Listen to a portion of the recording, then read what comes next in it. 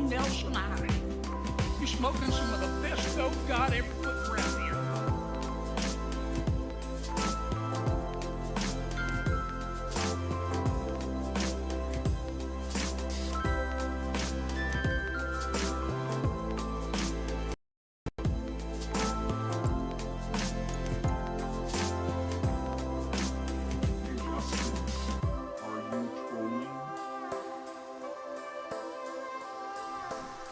JustinFREAKIN is a formidable voice in the culture.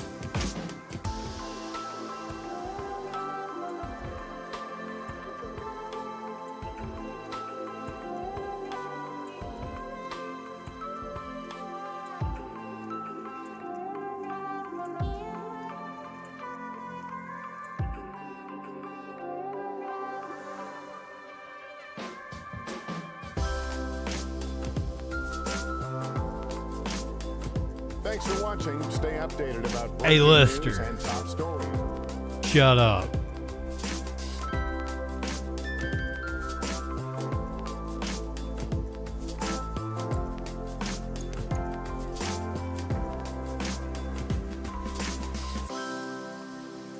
You live in sexual anarchy.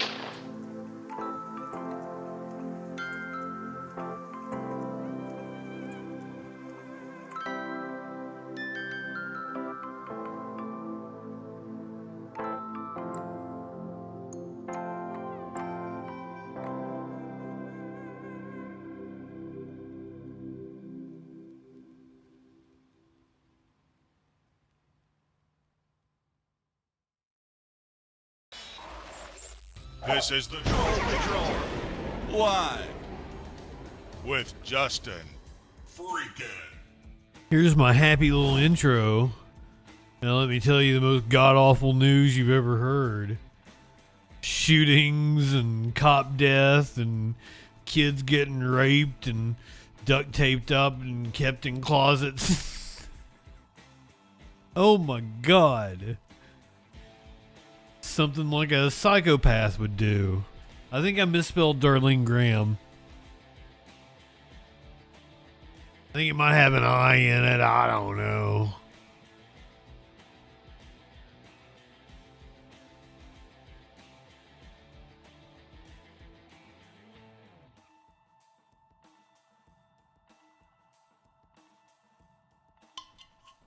Kind of don't give a shit. Kind of don't want to do the news.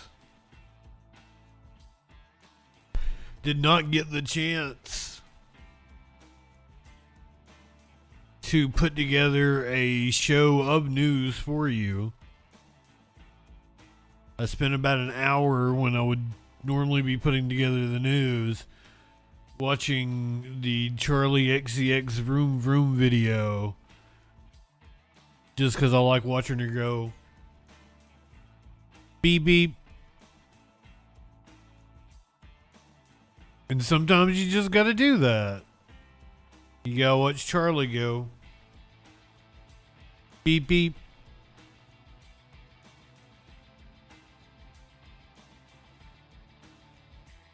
I don't know what to tell you. It's one of those days.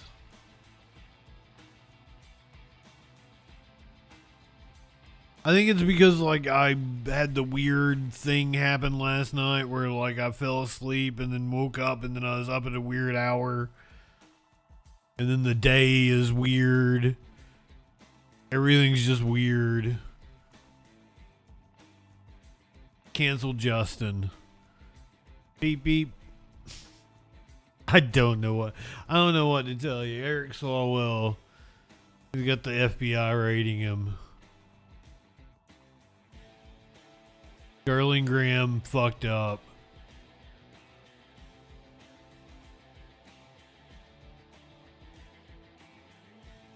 That's what they're telling me.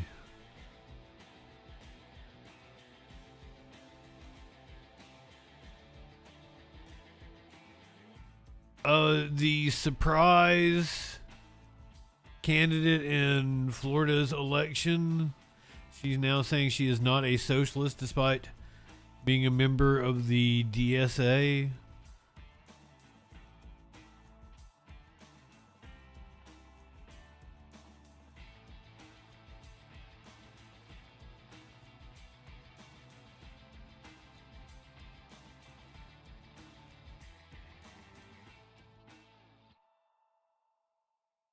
Oh, I've got other shit. What else did I want to talk about? I got crime stories. What, like, do these leaks have anything noteworthy in them? Why would you want some British guy to be the governor of California? You don't even live in California, do you?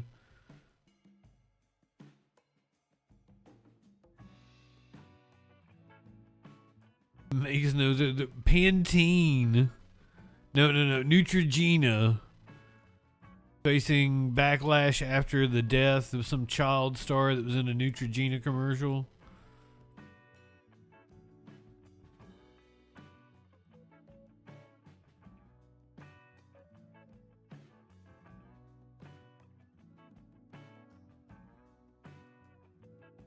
Let's go to Darlene Graham. Yeah, she's got an I in her name. I misspelled her name. I actually don't care enough to fix it. Lenny, good evening. I think most of the East Coast right now is under a tornado warning. I believe you are also covered by that tornado warning. I, way further down the East Coast, am covered by that very same tornado warning.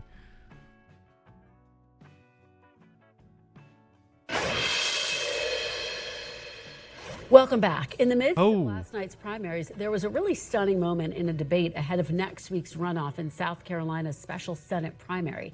Senator Darlene Graham gave this answer when asked if Taiwan and the South China Sea are national security issues for the U.S. Take a look. I'm just going to be honest here. I'm not on national security. I'm not that informed on national security, but I do support the military. My brother was in the Air Force for 33 years. Wow. So I will do everything I can to support the military. My dad was in the Army. I'm not a polished politician up here. National security is not my thing, not my area of expertise, but I do support the military. Foreign policy and national security were, of course, two vital issues that Senator Graham's late brother, Lindsey, was known for. Darlene Graham faces Congressman Ralph Norman in a primary runoff next Tuesday for Lindsey Graham's Senate seat. For more, I'm joined by the panel: Shelby Talcott, White House correspondent for Semaphore; Steve Ricchetti, former advisor to President Biden and now an Meet the Press contributor; and Ashley Davis, former White House official during the George W. Bush administration and a founding partner of West Front Strategies. Thanks to all of you for being here. I really appreciate it. So, Shelby, what do you make of that moment on the debate stage in South Carolina? We know that these moments can sometimes be significant and sway voters, but voters' top issue is the economy. Do you think this is going to have a monumental impact? I still think it matters, because one of the big questions that voters have about Darlene Graham is she experienced enough for a senator's job? And yes, I do think that the economy is top of mind. I think cost of living is top of mind. But as a senator, you need to be able to answer these questions. And this was the exact concern that I think a lot of Republicans had when they heard that she was interested in getting into the race. And I know that plenty of Republicans texted me after, jaws on the floor, that she would give that answer, because it is just something that if you are running for office, you should have an answer to. And the fact that she didn't, I think, is going to give a lot. This is the age of Trump. I don't know. It's kind of refreshing. Ashley, is that how you see it? I'm sure you got some interesting texts as well after that debate. Yes. Well, first of all, I don't know how many people were watching the debate, but it is being definitely covered. Yeah, I didn't even know about it. I also don't know how many South Carolinians really care about Taiwan right now, but I do agree with you. But I've been in don't give a fuck mode this week. I do. Obviously, there's not any new polling out or anything like that in the elections next week. But here's the question. Do people actually appreciate the fact that she didn't try to lie about it? Like, she just was like, I support the military. I'm going to give you an honest answer. And I'm going to give you an honest answer. And if you're sitting at home thinking, you know what, I'm going to fight for her, the president of South Carolina. Kristen's jaw was on the floor. Popular. And he's going to come campaign for her, I'm assuming, or do something for her. There's already an event scheduled. Yes. So I think that, I don't know, I think it's hers to lose. Steve Ricchetti, if you were advising her, how nervous would you be today? Again, Ashley makes the important point. President Trump is still going to campaign with her, and she posted, I'm the only candidate being supported by President Trump. I mean, that goes some distance in South Carolina, maybe not all the way. South Carolina and amongst Republican voters. It's interesting. It goes a long national way. Security issues actually intersect directly with the cost of goods, the price of things, enormous effects on the economy. A national security question, encompasses Iran. It encompasses Putin's invasion of Ukraine. I can tell you it had an effect on gas prices in 22 and 23 in my experience in the White House.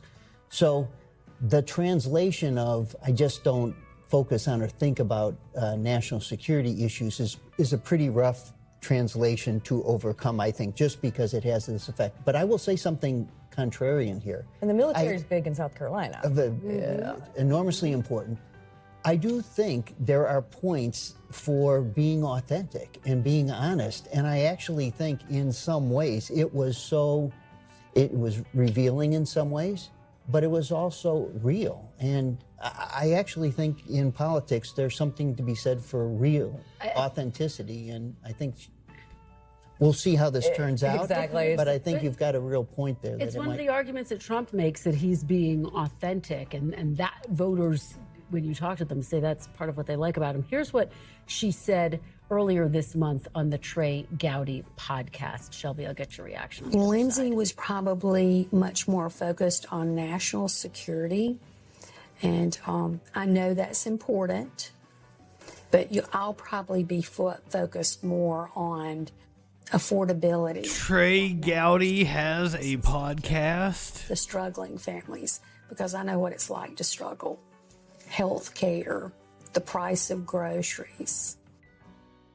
Shelby, picking up on Steve's point, that she's saying this is what she cares about. She's a mom, and she's speaking, I think some voters would think authentically. Yeah, having talked to a lot of voters over the years, and this year in particular, this is a stronger answer than the one she gave last night. Granted, she was being directly asked about a specific foreign policy aspect last night, so it's a little bit different.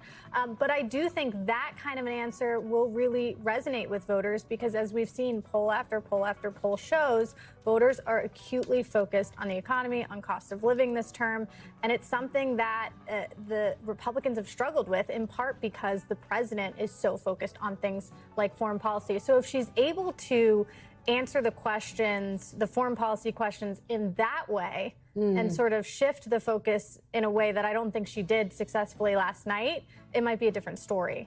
We thank you for watching, and remember, stay updated on breaking news and top stories on the NBC News app or watch. You shut up, Tom Llama. Nobody asks you anything. Ironic, welcome in. Light one up, tip one back.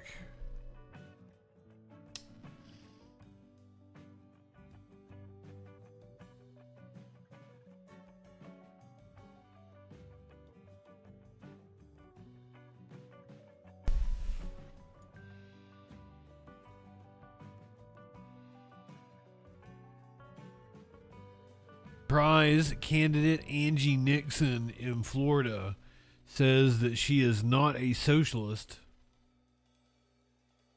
despite being a member of the DSA. Some of what your opponent, Senator Ashley Moody, has said about your campaign and get your response on the other side. Take a look. My opponent will be a self-proclaimed socialist that proudly signed up and joined the Democratic Socialists of America. Angie Nixon, who will be my opponent in November, and Ashley Moody want to destroy this country. The self-proclaimed GOP mommy. Some strong words there. How do you respond?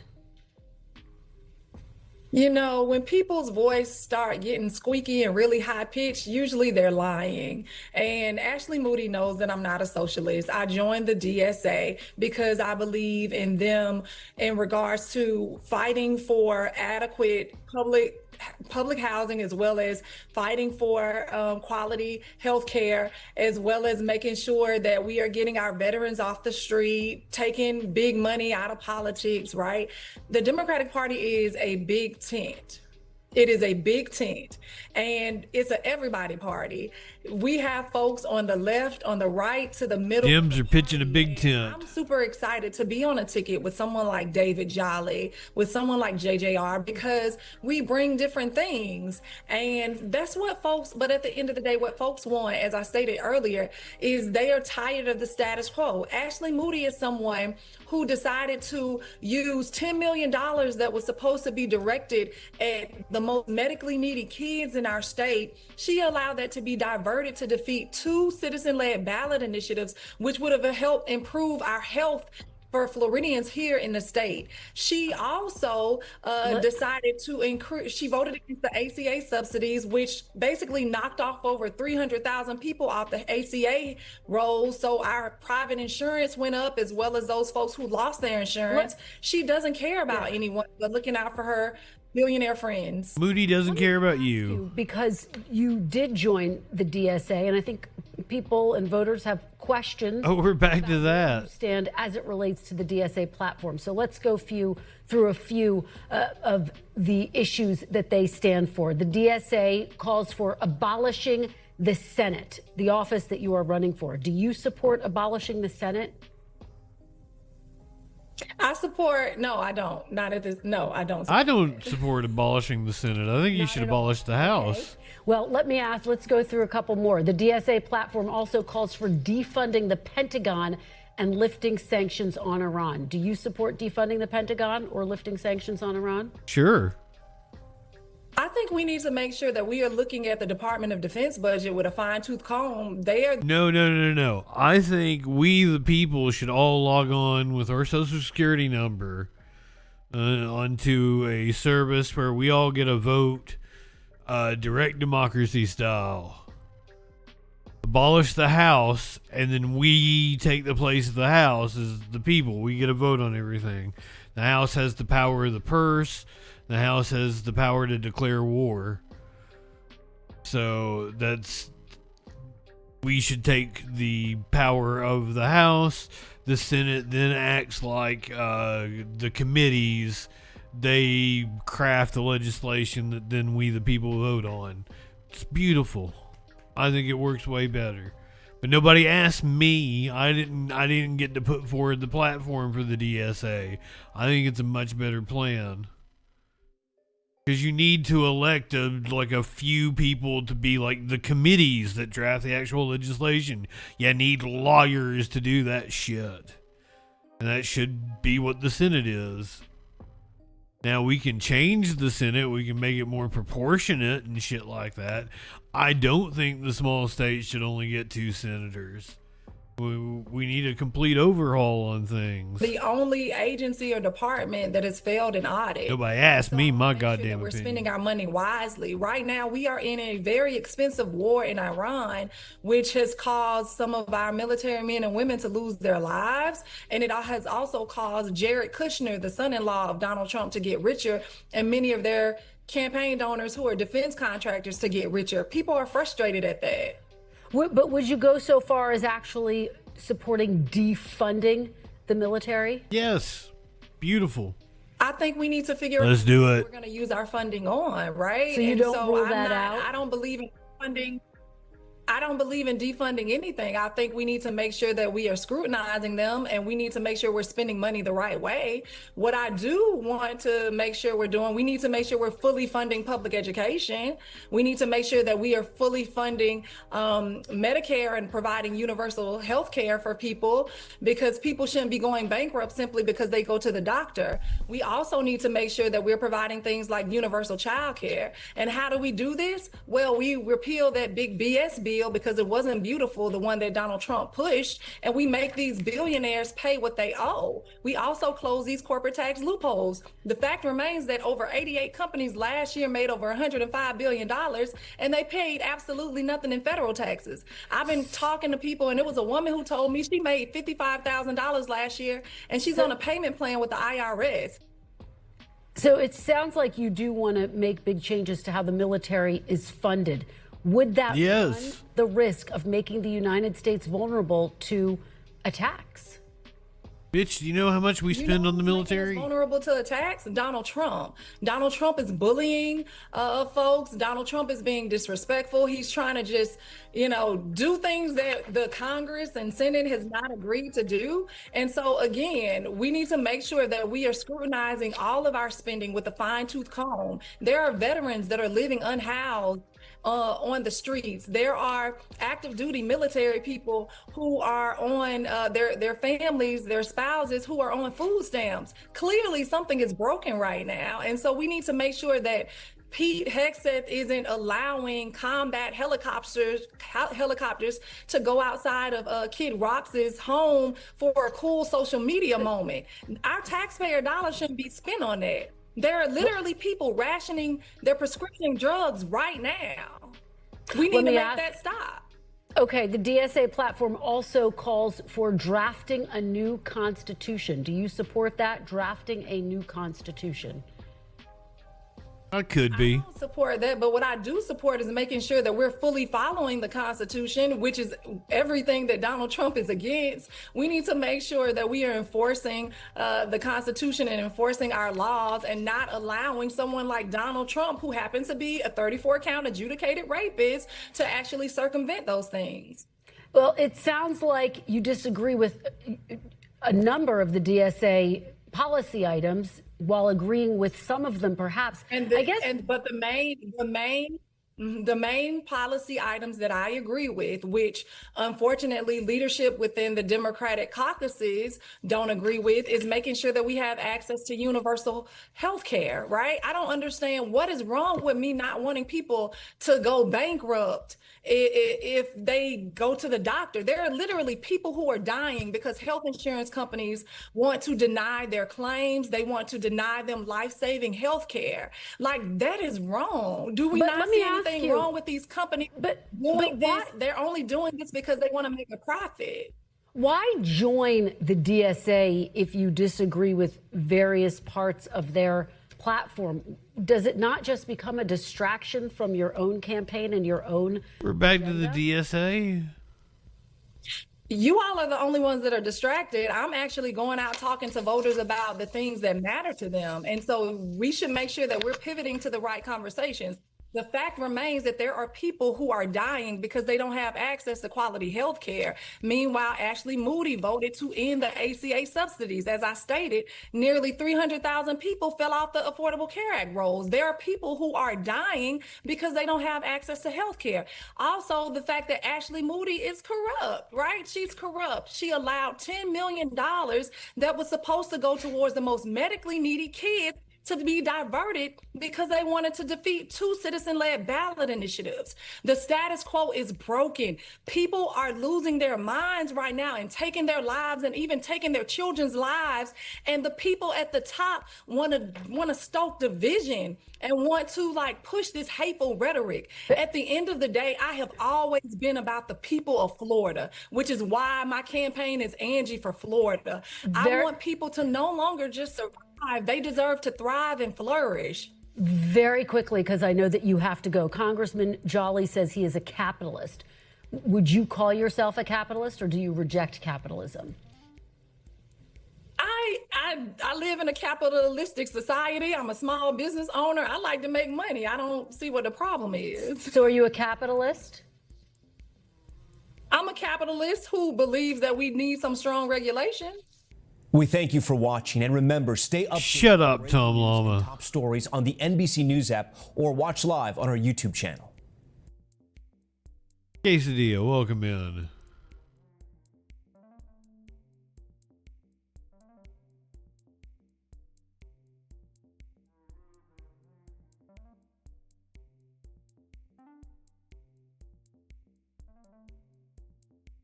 Capitalists who are not making money right now are the people running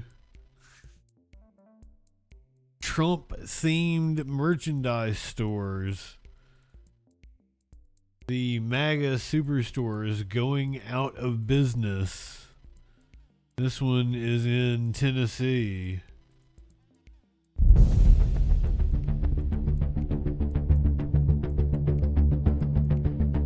Shutting down. So if you need some Trump themed merchandise, it is on Interstate 40 near Knoxville, Tennessee. Has a massive billboard, the Trump Superstore MAGA. 50% discount on its remaining inventory, going out of business. Oh, it sounds like this is an ad for them. The owner, identified as Bill Hayes, admitted the closure is due to a lack of customers.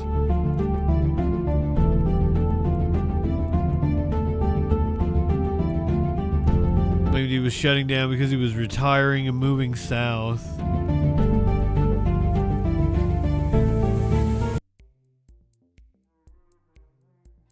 Insane music under this.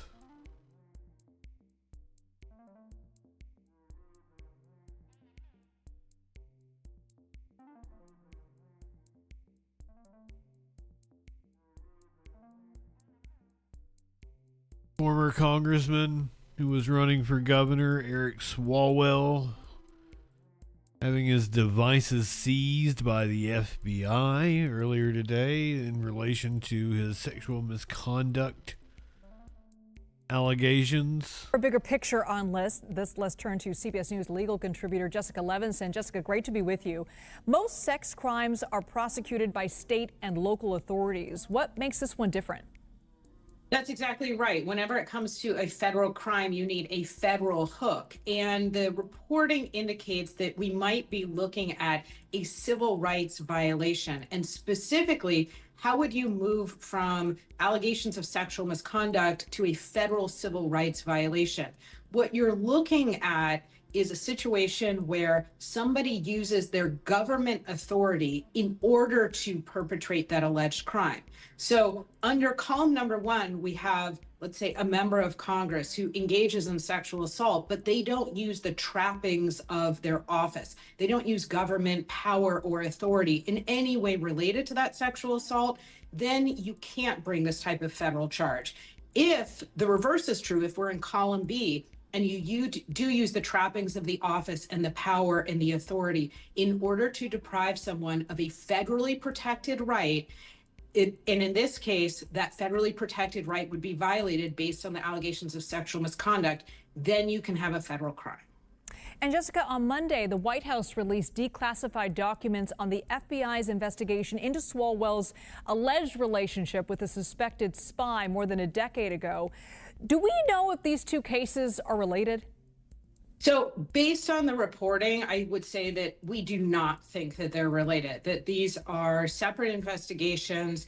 We're looking at separate potential crimes. Of course, we know that when it comes to that initial investigation related to a Chinese spy, that the investigation that came out indicated that Swalwell said, I had a sexual relationship with this person.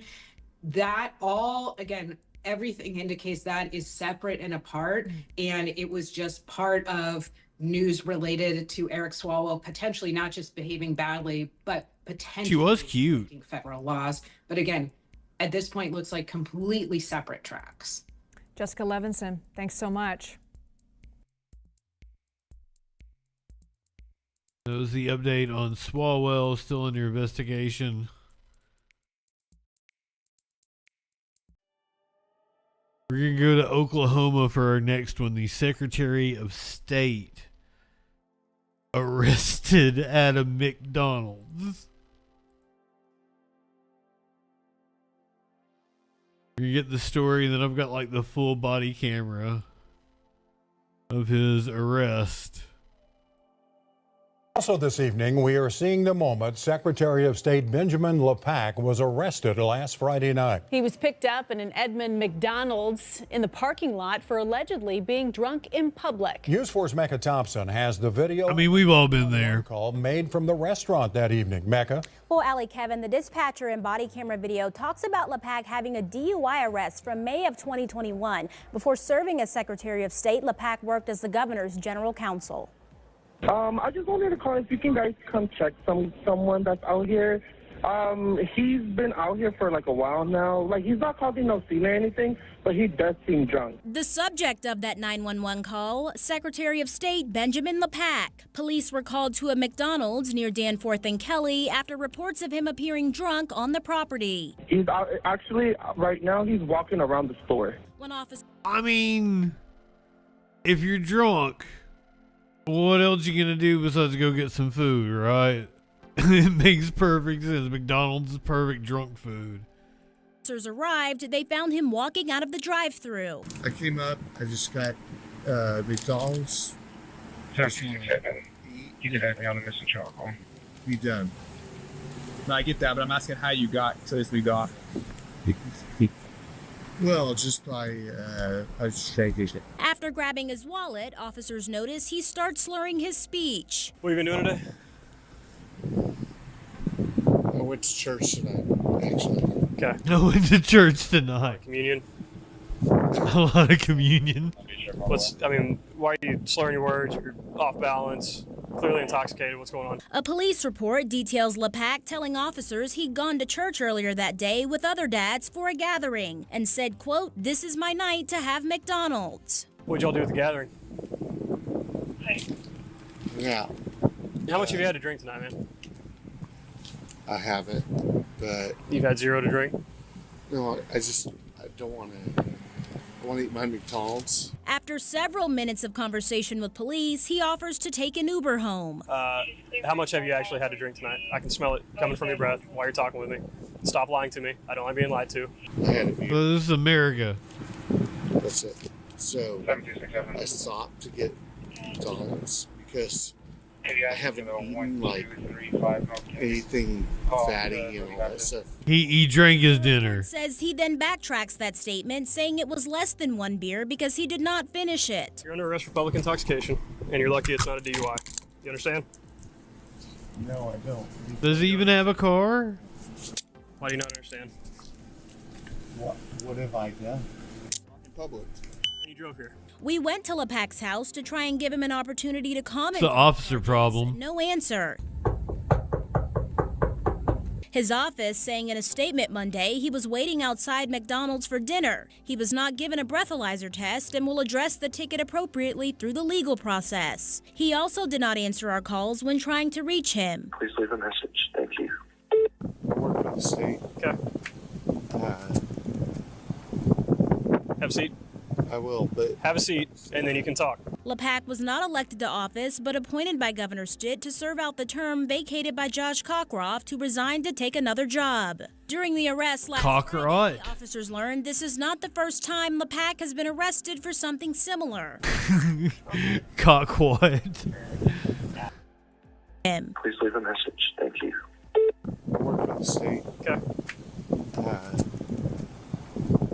I work for the state. I will, but have a seat, and then you can talk. LePack was not elected to office, but appointed by Governor Stitt to serve out the term vacated by Josh Cockcroft, who resigned to take another job. Cockcroft. During the arrest last Friday, officers learned this is not the first time LePack has been arrested for something similar. Most recent is going to be 0521 for driving over the No kidding.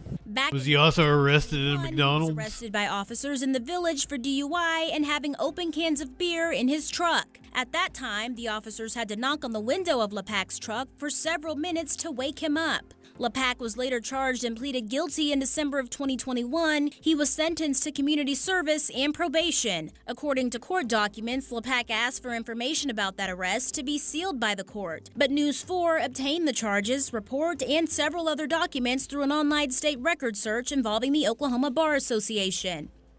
And we reached out to the governor's office this morning shortly after 9 o'clock for a statement. I have not yet received a response.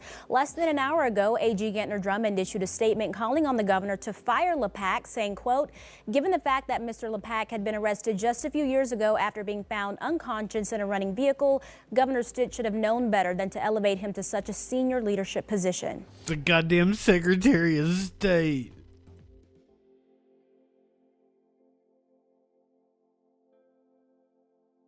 Let's watch the whole thing. Let's watch the whole interaction from the McDonald's. No.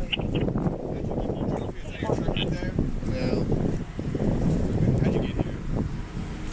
I came up. I just got McDonald's. 767. You can add me on the missing child call. Be done. What do you guys think his McDonald's order is?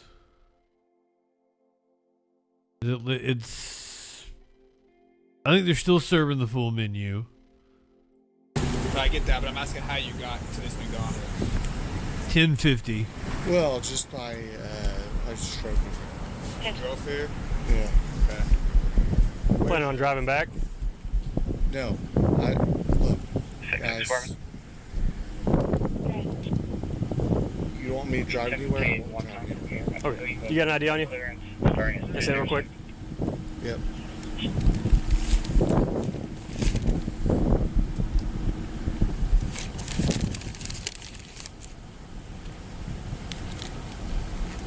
That's what I was wondering, because like they didn't say he was in a car. What have you been doing today? Church. I went to church tonight, actually. Okay. A lot of communion. What's that? I mean, why are you slurring your words? You're off balance, clearly intoxicated. What's going on? I'm not off balance. Okay. I went to church tonight because a bunch of dads at the church had a gathering. Okay. What'd y'all do at the gathering? Yeah. How much have you had to drink tonight, man? I haven't. But You lit one up, but you tipped one back. no, I don't want to. I want to eat my McDonald's. Get that? Yeah. And I get that. Here's the thing. Offer him a chicken nugget. My kids have been went to a new school tonight or this week. Okay. And I went to the event for them. I've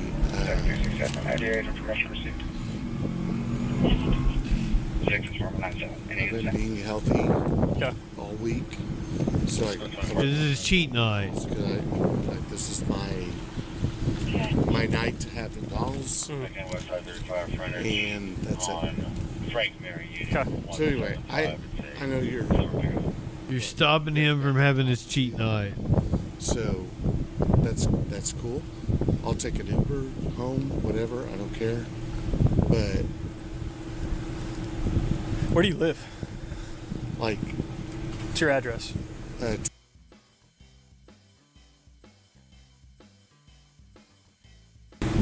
it's pretty far. How much have you actually had to drink tonight? I can smell it coming from your breath while you're talking with me. Stop lying to me. I don't like being lied to. Tell me how much you've had to drink tonight. I'm trying to lie to you. Don't tell me that you've been at a church thing. Don't tell me that your kid started a new school. Don't tell me that you're here to get McDonald's. I mean, he could have been at a church thing. Actually was.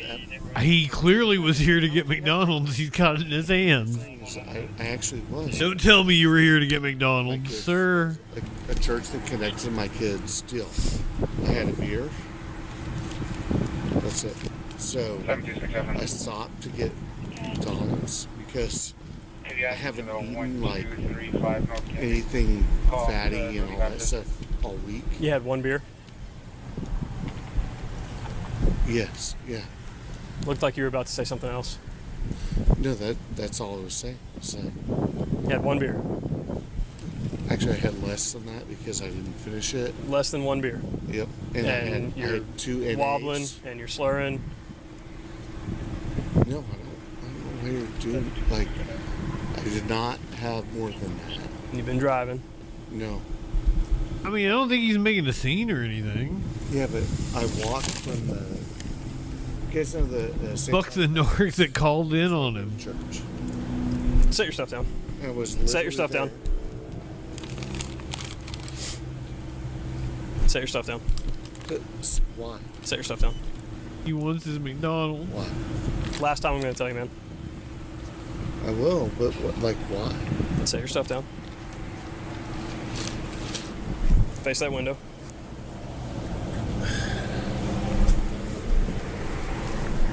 You're under arrest for public intoxication, and you're lucky it's not a DUI. You understand? No, I don't. Because You don't understand? No. Why do you not understand? What have I done? Drunk in public. And you drove here. Like I said, you're lucky. If he has a good lawyer, and I assume he does because he's the Secretary of State, and they'll get out of it because, like, they didn't give him a breathalyzer. How can they prove that he's intoxicated? Most recent police.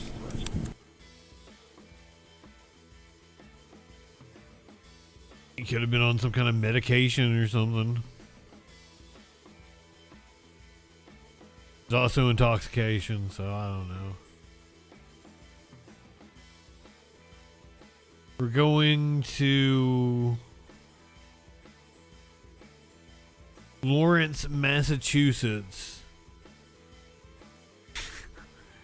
where the mayor, Brian DePina, was arraigned last week.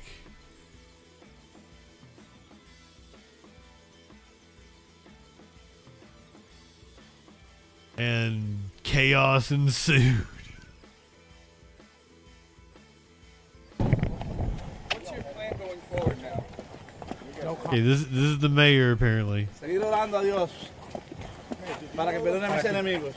Mayor, you deny all the allegations against you? Alcalde, ven. Ven aquí, el naranja. Did you know the feds were coming for you today? Absolutely not. No comment. So that was a surprise. Absolutely. Have you ever had your door kicked down? Did they kick your door down? No comment. No comment is he kicked the door down. Anything to say to the people of Lawrence? Adiós, mi gente. Dios le bendiga. Do you plan to resign, sir?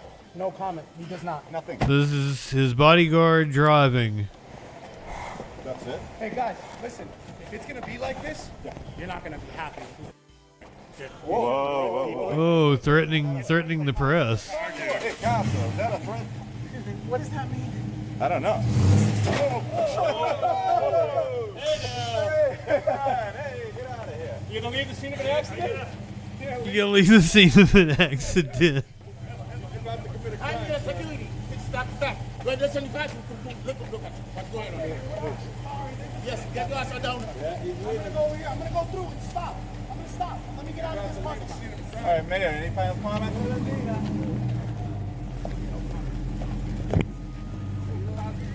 1, Dude, all these people messing around. Uh-oh. I'm a security here.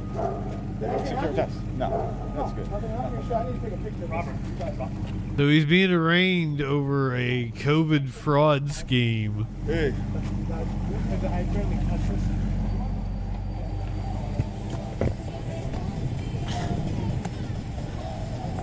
Has been charged with fraud and money laundering. What I'm saying is I'm going to have body. This is his. It's crazy. You would never do this to someone white. This is his bodyguard.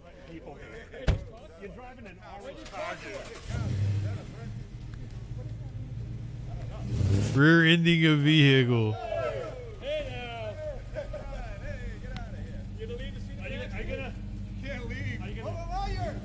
You can't leave.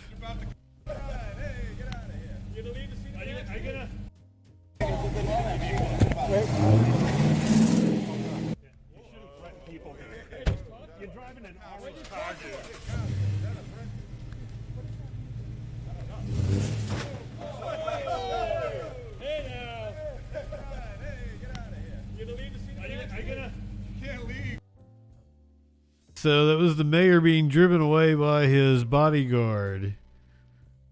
He was arrested for fraud and money laundering in relation to a COVID scheme. This is Lawrence, Massachusetts. Boston Division accuses DePena of cashing in on a public health crisis and blatantly defrauding a government program meant to keep businesses afloat during the pandemic. Boston 25's Ellie Mario is in Lawrence with neighbors who witnessed the arrest. Some of the neighbors I spoke with say they were woken up to several federal agents in the neighborhood, many shocked to hear that Mayor Brian DePena, who has led this city since 2021, is now facing federal charges. I feel bad. I feel bad. This hefty complaint lays out the alleged money trail that federal investigators say led to wire fraud and money laundering charges against Lawrence Mayor Brian DePena.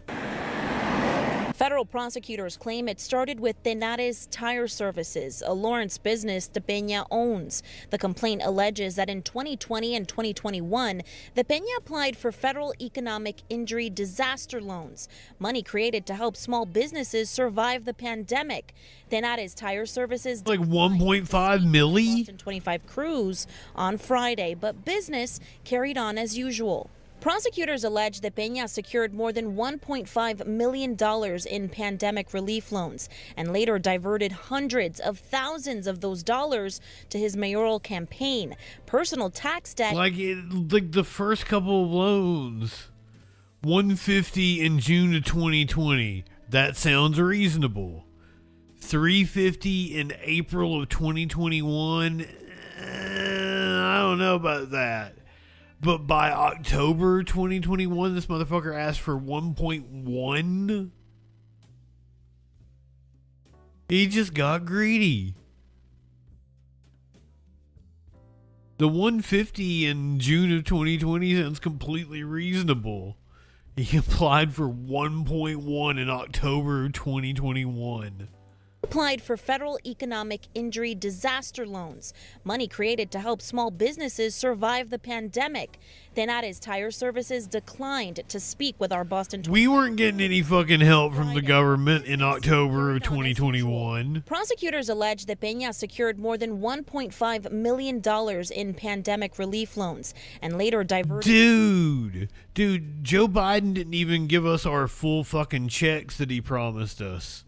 Remember, it was supposed to be $2,000, but then he was like, "Oh no, it was the $2,000 with the $800 that Trump gave you." Like, come on, man. Come on, man. And that was the last pandemic aid. They extended unemployment up until like August or something like that, but most states cut it off before whenever the federal government extended it. And this motherfucker applied and got $1.1 million in October of 2021. That's insane. Joe Biden still owes us $800 from, what was it, February of 2021. hundreds of thousands of those dollars to his mayoral campaign, personal tax debt, and to pay off more than $800,000 in high interest loans tied to properties he owned. When I had a problem shoveling or something, he'd come over and help a little bit. So I always kind of appreciated him. So are you shocked to hear something like this? Yes, I was, really. I mean, I know for a long time. Splendidivia? I think you answered your own I don't question. want to believe it till I see it. If convicted, the one count of wire fraud charge carries up to 20 years in prison. The one count of money laundering up to 10.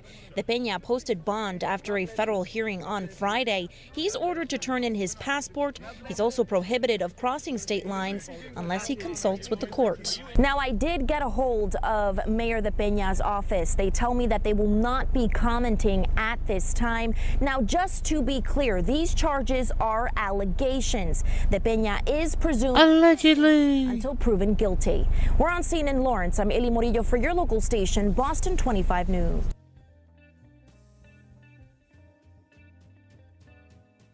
Allegedly.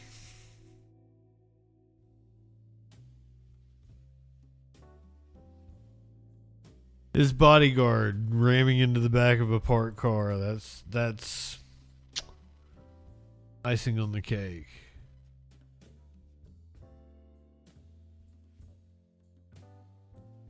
A woman in New York, apparently linked to ISIS, was planning a bomb attack on the New York State Capitol.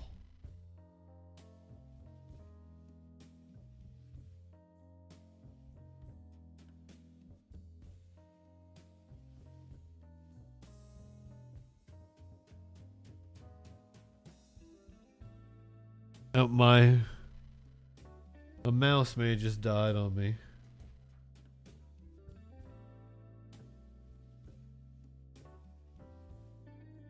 Here we go.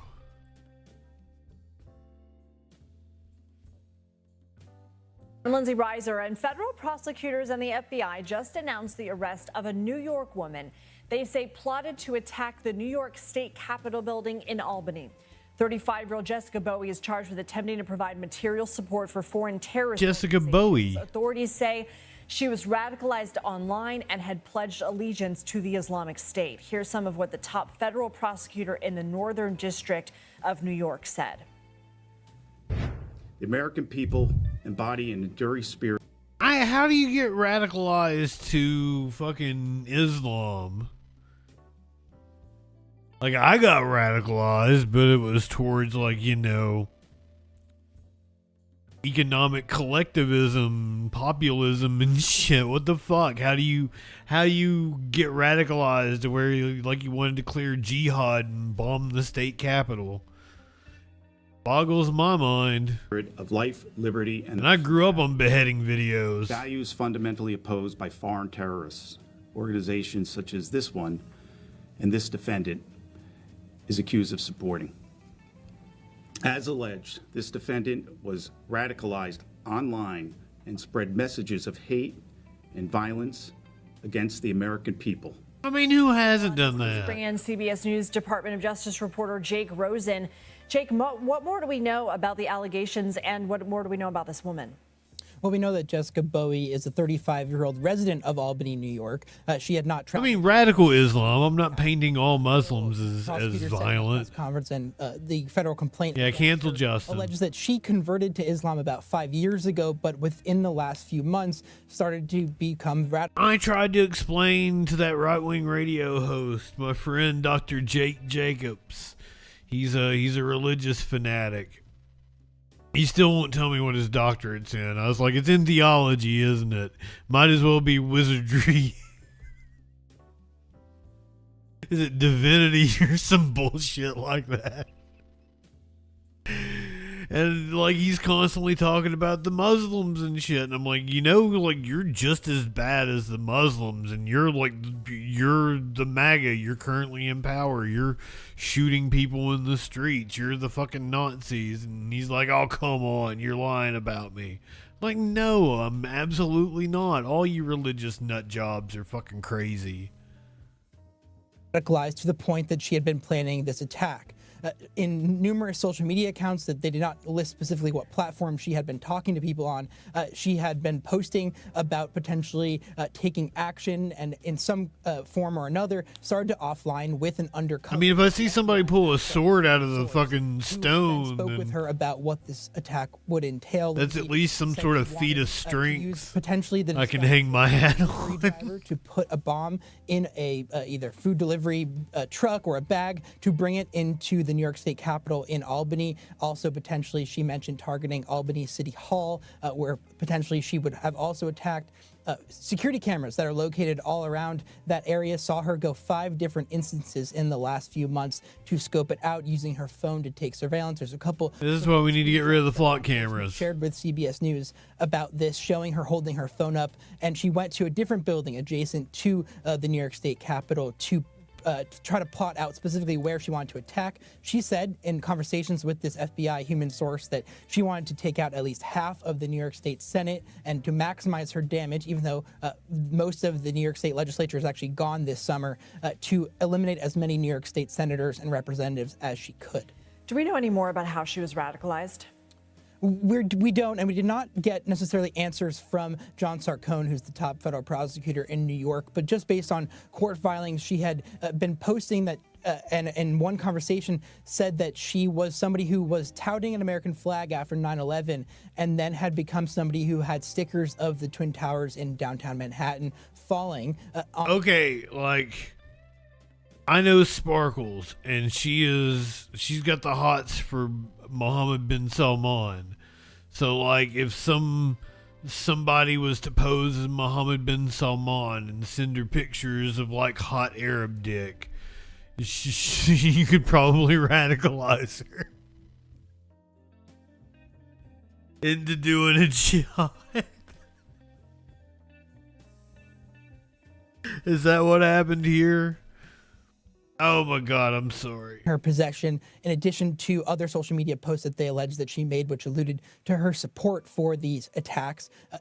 Within the last month, in talking to this FBI agent, or FBI source, I should say, who was undercover, she had been pledging herself to ISIS and Al Qaeda to potentially plot this attack, where she said she would have potentially purchased weapons and learned how to make a bomb. There's footage of her at a local Home Depot in a. She didn't even know how to make a bomb. Things that this human source had told her to buy to build this bomb. Later, in a meeting, Lindsay, with 2 other human sources that were all working with the FBI during this. So some fed and trapped her. Surveillance of her.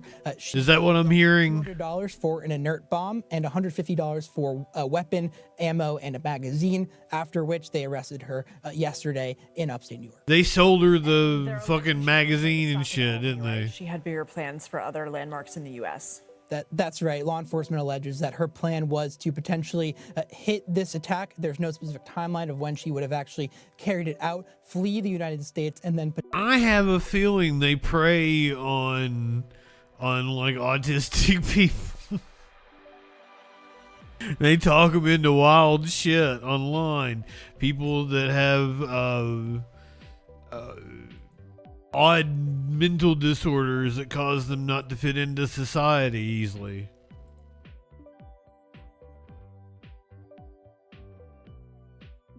Fucking feds.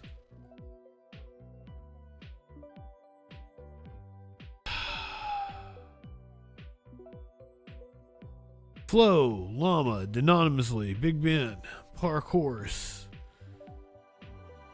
Splendidnevia. I think you got close that time. T-. Torchy. Ponder Monkey. Me and You. Anonymously. Me and You. Ponder Monkey. Oh shit, Soup just raided in. Welcome in, Soup, you handsome man. Ich been dead. I'm just saying hi to everybody. Flo, Quesadilla, Bagheera, Lenny, Soup, my man. Welcome in. We're in the crime section of the show. I'm Justin Freakin. If you don't know me, we find out what that news be doing Sunday through Thursday at 8 p.m., 6 p.m. Eastern. Old Al, my friend, good evening. Good evening. I've been at 6 p.m. for a while now. Terry, Avalon, how I fucked up and said 8, I'll never know. But we've done the politics. I'm not doing no crimes. I am in a state where it is legal, and I am smoking my legally purchased marijuana through my legally purchased water pipe.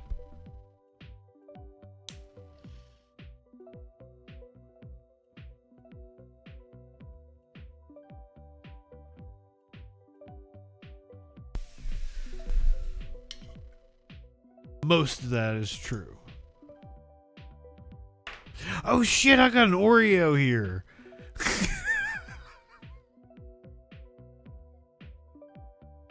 I sat it down. Before the stream. It's a s'moreo. It is an illicit Oreo. It's a s'moreo. Notice it has... Oh shit, it's falling apart. I drank all my milk last night. Well, see, that's the problem, is she bought like multiple packages of Oreos, so I went through a lot of milk. So I don't have any milk, but I do have an Oreo. This is a s'moreo.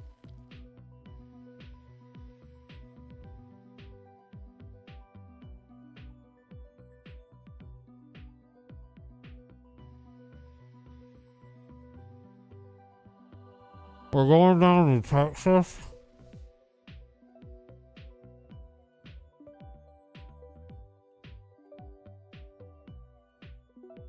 We're going to Texas where the kid who stabbed a white kid at a track meet, he's asking for a new trial. We're going to start with the latest on Carmelo Anthony's appeal. He is serving 35 years on a murder conviction for stabbing Austin Metcalf at a high school track meet in Frisco. But Anthony's attorneys are asking for a new trial. Senior crime and justice reporter Rebecca Lopez just came out of the Collin County courtroom where she's been all day. Rebecca, can you tell us about this new information about Carmelo Anthony that defense attorneys wanted to exclude?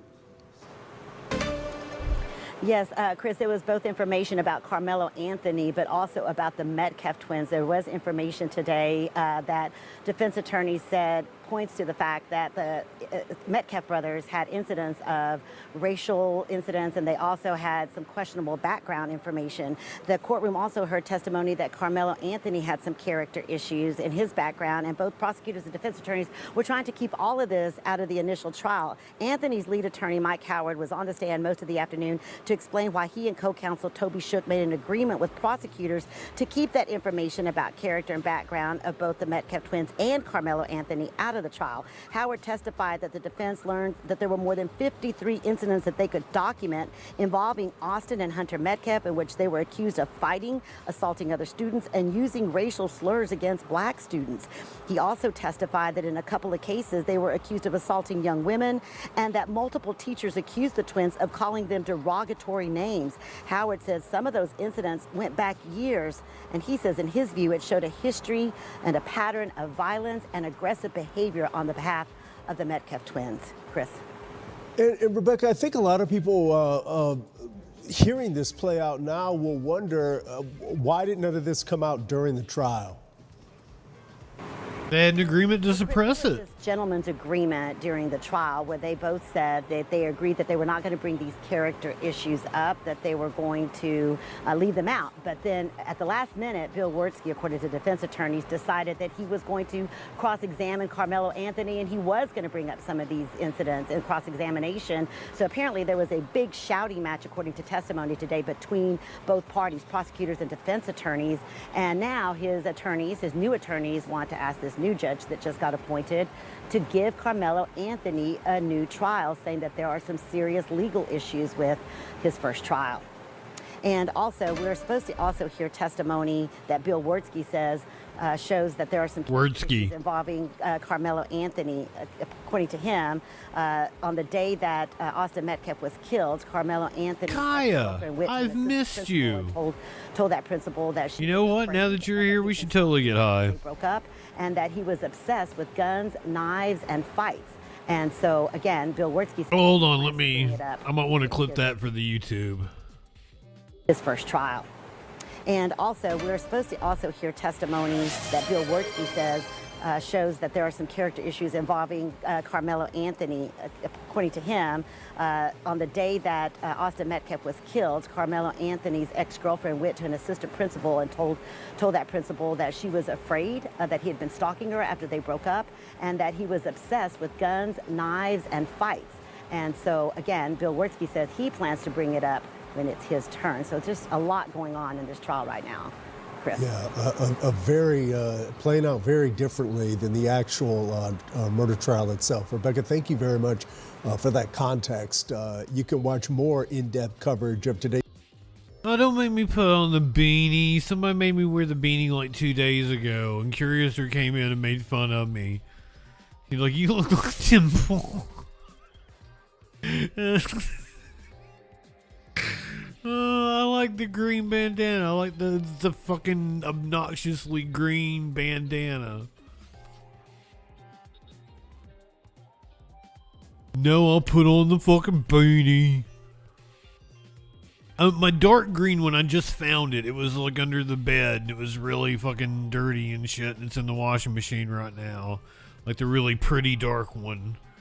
Like I've got obnoxious green. Well, what color you went and changed the bandana? What color bandana do you want? Yeah, most available. I mean, my beanie looks exactly like Tim Pool's.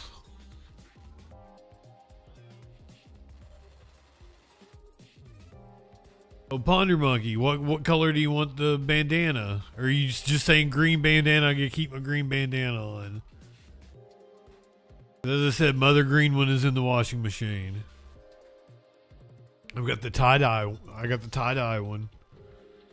Like green and purple and shit.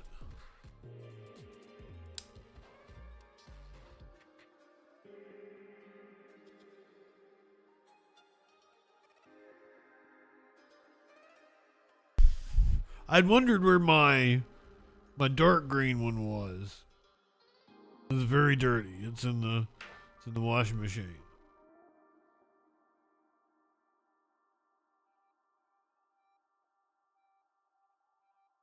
This is going to require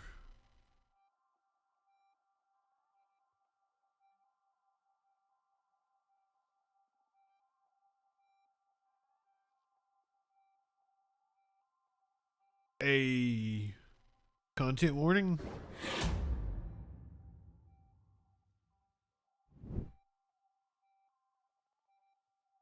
This is in Louisville, Kentucky.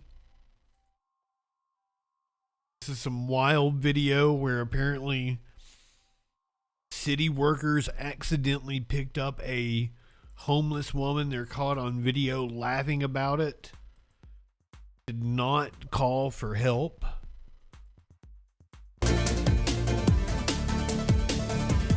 And now, exclusive on WHAS 11 News, we have the video of an incident involving Metro Louisville that left a woman dead. Tyra Adams had been homeless in Louisville for more than a year. On February 12th, she died after a Metro Public Works employee picked her up with a hydraulic claw. And 6 months later, our focus team obtained video and audio showing the incident and what happened after. And we want to warn you that some of what you're about to see and hear may be disturbing. Man, and damn it, picked up a homeless over here, man, in the path. Oh, damn, where you were at? You saw the car? Well, as we reported first, back in May, no charges are going to be filed against those city workers. Focus investigative reporter Travis Breeze has since been investigating this case back since February. And Travis, you got that video and then reviewed it with the family. It was very hard for them to watch, Doug and Connie. Tyra's sister, Sandra Akers, says the video answered many questions but raised another. 6 months later, why has no one been disciplined? I hoped for one thing to go right. There was nothing.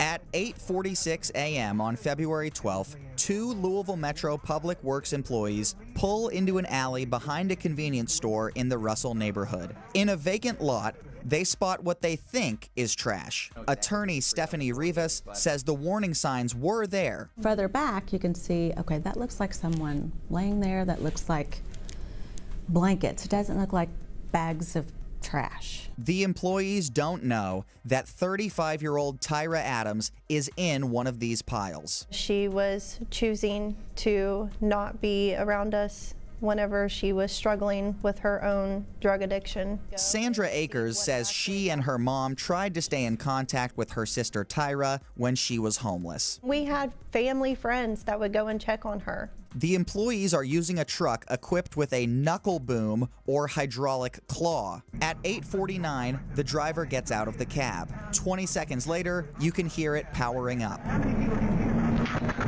Security camera video shows the claw extending over the vacant lot. At 8:50, the claw lifts off the ground with a white blanket inside. Investigative documents say one employee realized a person was in the pile of trash wrapped up in blankets. Seeing my own sister being treated like that and in that claw like that, that's horrifying. Body camera video after the incident shows the strength of the claw.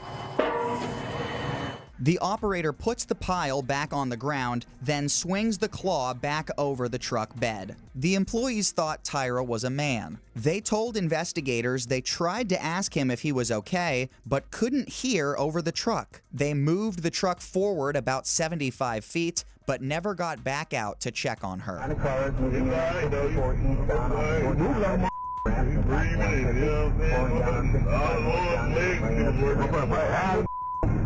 They say that he must be fine because he's moving.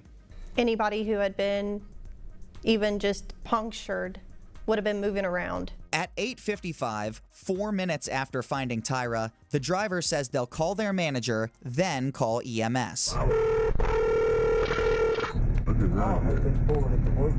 The manager doesn't answer, and the employees remain in the truck watching her. Neither employee calls EMS. 2 minutes later, Tyra gets up and walks to the store for help.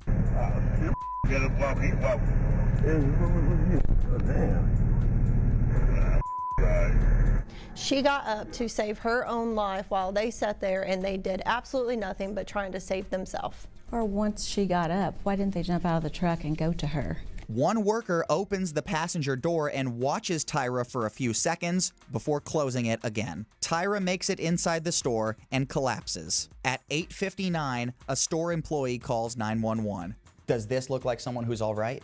No, it looks like somebody who's begging for help but can't get it out. The store employee who called 911 had no idea what happened to Tyra. She fell through the door, so she came running in the door, help.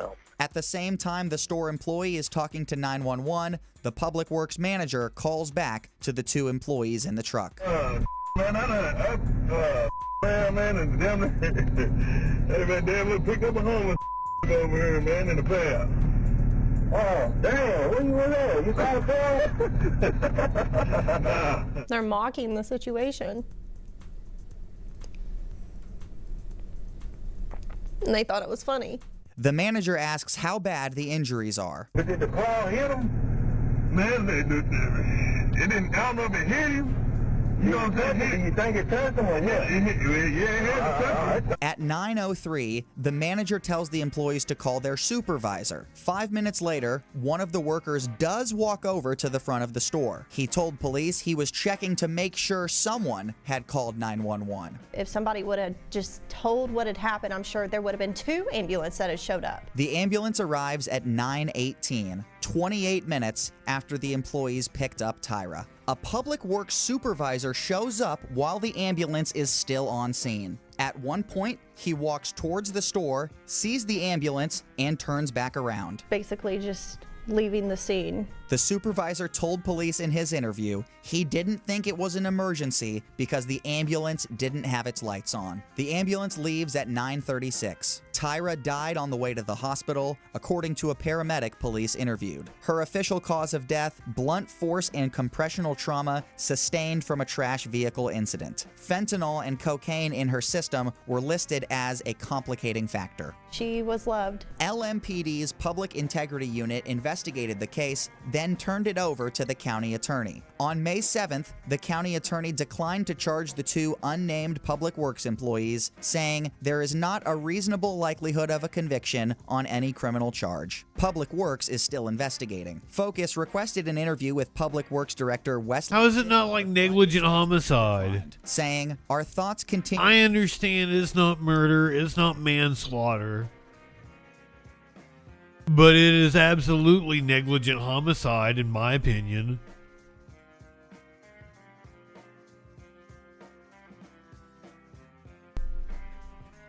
Jesus Christ.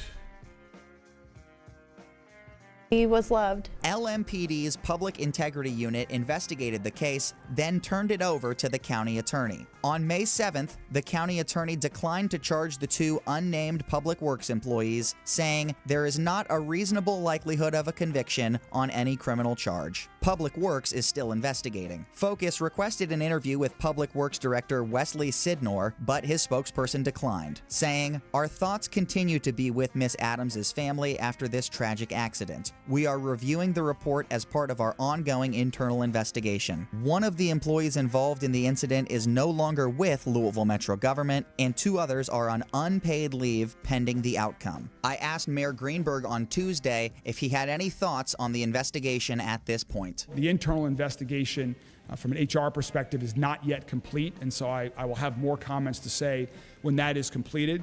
There are things that are concerning to me with respect to some of the conversations that happen and with concerns to some of the response times. 6 months later, a flower-filled plaque for Tyra remains in the vacant lot. The pain that I am feeling from all of this is nowhere near the pain that she had felt. Tyra's pain is now on video, and ckers hopes it leads to change within Metro government. Wow. Stephanie Rivas and Sandra ckers are continuing with a lawsuit against Metro government. Rivas told me they are amending their complaint from just being against the two employees in the truck to now also include the Public Works manager and supervisor. Travis Breeze, WHAS 11 on your side.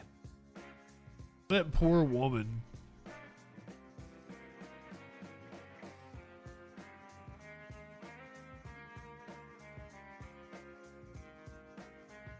Again, I have a show that comes on, has a super happy fucking intro. Then I hit you with like the most fucked up shit you've ever heard.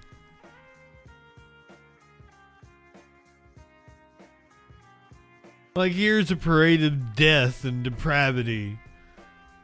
Like a mom that strangled her 3 kids to death and then jumped out of a window and paralyzed herself. The hospital chaplain was called to testify today. It was a short day of testimony. We're getting towards the end. Well, it was a short day for jurors. Just one witness took the stand ahead of what is expected to be a full day of court tomorrow. Sheila Kavanaugh is a chaplain at Brigham and Women's. She met with Clancy in the hospital and spoke to her spiritually in the days after the deaths of Clancy's You can be my chaplain. And Kavanaugh says she built a rapport with Clancy. At first, Clancy wasn't able to speak, but eventually that changed when they removed her breathing tube. Kavanaugh told jurors the first thing Clancy said to her. Now, she had heard me for a couple of days. We had been praying together. And so when I went in on Tuesday the 31st, she said to me as I held her hand to comfort her, I am so glad my children are safe. And with that, I want to bring in our NBC 10 courtroom insider, Sue. I'm assuming she's describing her children after she murdered them as being safe. That is pretty wild. To me, primarily. Or the children would be safe. Of course, then the prosecution asked Kavanaugh a very important question.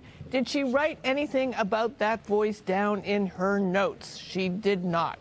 Kavanaugh said her notes were not verbatim transcripts, that she was there as a chaplain, not to evaluate Clancy. So the defense got corroboration that Clancy reported the command voice claim within days of the killings, and the prosecution established that there is no written record of it in the chaplain's notes. Well, during the Karen Reed safe in Jeebus's arms, large groups of her supporters outside nearly every day. And this morning, for the first time since the Clancy trial began, we saw a big group gather there for Lindsay. Comment, if you could, on how the story of this trial has really traveled across the country and how people are responding to it. Yeah, I talked to a lot of the women who were there today, and the crowd was overwhelmingly women. They had come from all around Massachusetts. I heard a few of them had come from out of state, and they told me they were using their PTO to be there, their paid time off. And interestingly, Priscilla, very few of the people I spoke to talked to me primarily about Lindsay Clancy herself. They were sharing experiences of having a mother who suffered from undiagnosed bipolar disorder, with their own struggles of postpartum mental health and their concerns for their adult daughters. And one woman told me she wanted to raise awareness to keep mothers and children safe. And, of course, I also heard from a couple of conspiracy theorists. Okay, I want to touch upon conspiracy theorists. Let's hear it, yeah. You go online, you see a lot of things. I mean, you've been through a few of these trials. So my videos about Lindsay Clancy have been very popular. I have a lot of comments to look at, and there are some wild-ass conspiracy theories. These big trials. What is it that people who watch these cases play out on YouTube need to know before they start theorizing online? That's a great point, Priscilla. Before you build a theory on a clip and decide to post it, let me ask you to ask yourself these three questions. Who chose that clip, and are they chasing for views or revenue? And can you actually trust the source?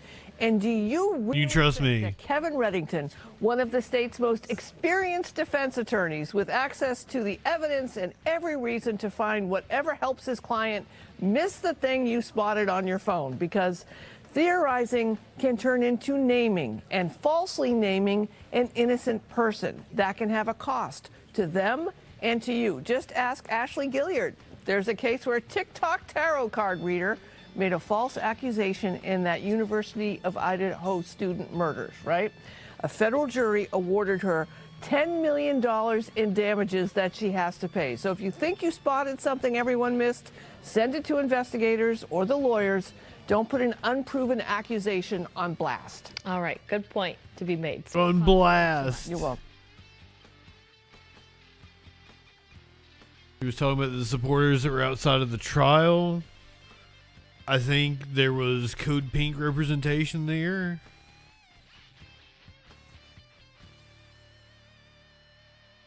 Or just women wearing pink.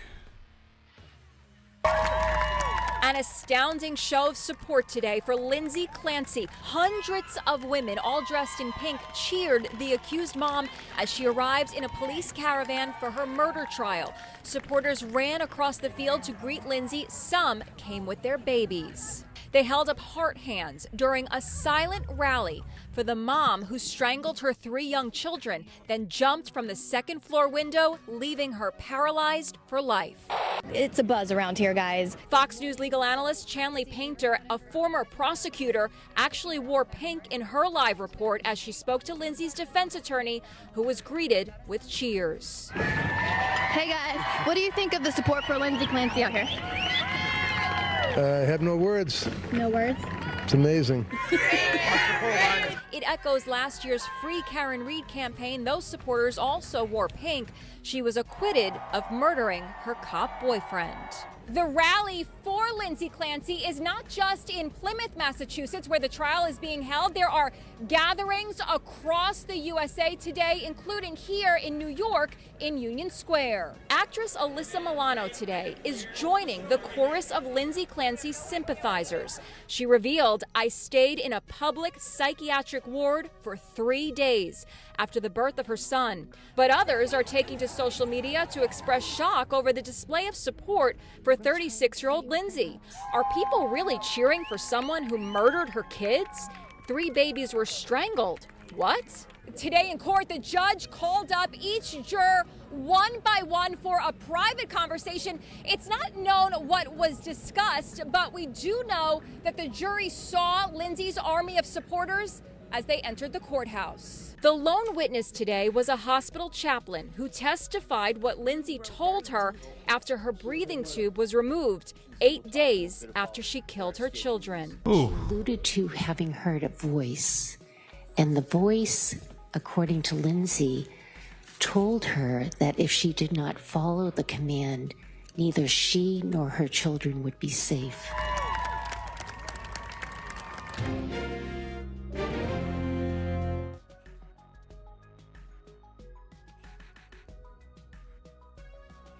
I haven't voiced my opinion. I don't think we have free will to begin with. I think mental issues are a real thing. Postpartum depression is real. I don't think she murdered her kids. I think the question, and it's not me to decide, it should be dealt with some compassion, which is sorely lacking in our justice system, is should she be, locked away in a psych ward the rest of her life? Is she a danger to herself or other people? I would say she's probably a danger to herself. It's above my pay grade.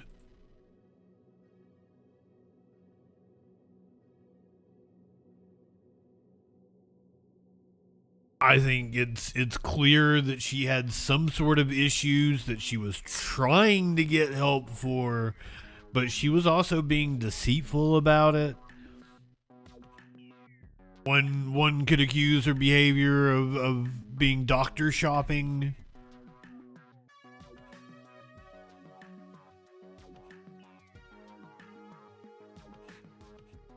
No, Bagheera, I did not just say I don't believe she killed her kids. This is why you are stupid. You did not understand what I just said. Murder is a legal term, my friend, and it requires premeditation and shit. She's admitted she fucking killed her kids. The question was she sane about it? And clearly she wasn't sane.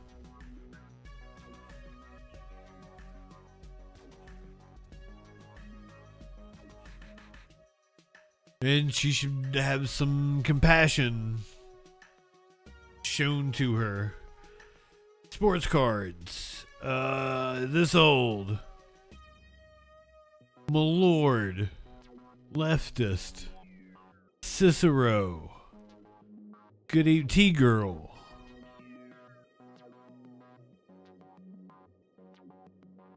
Silent. Who else did I leave out?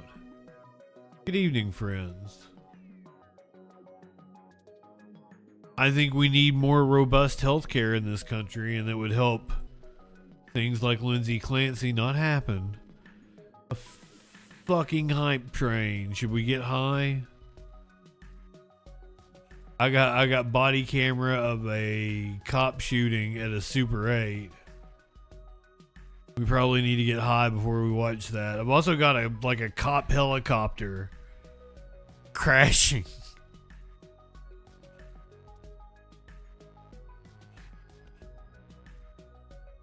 I don't know what to say about them. I think there's a lot of fucking bullshit. Reading the comments on one of my videos about Lindsay Clancy is heartbreaking. The people that think that he the father had an affair and set her up somehow. Fucking insane.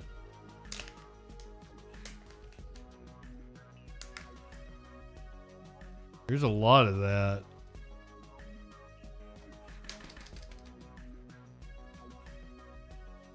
The conspiracies abound.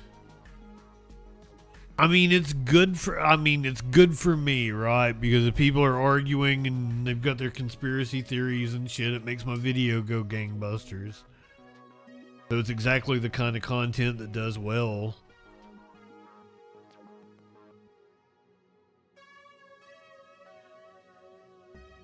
I feel a little exploitative about it.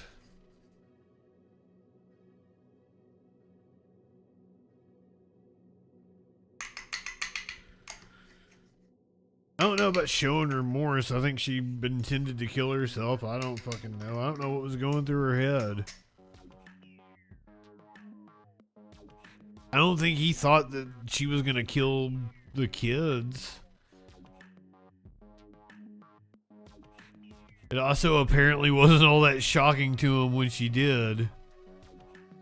I don't know though. We're on like day 18 of the trial, and I've watched a couple of hours tops of it.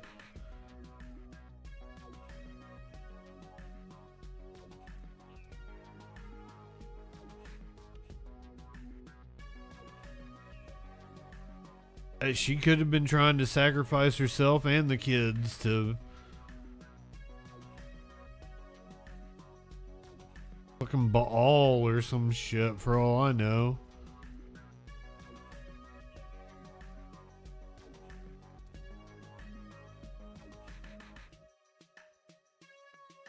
I just can't imagine throwing yourself out a window and then landing like a cartoon character, like.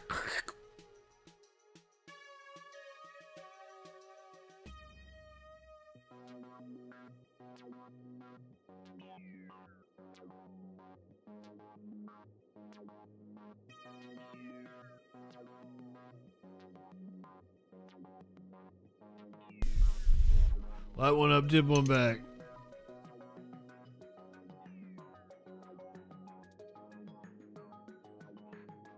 We are going to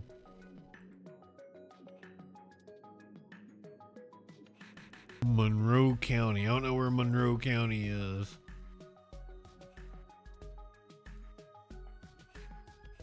It's in Henrietta, New York.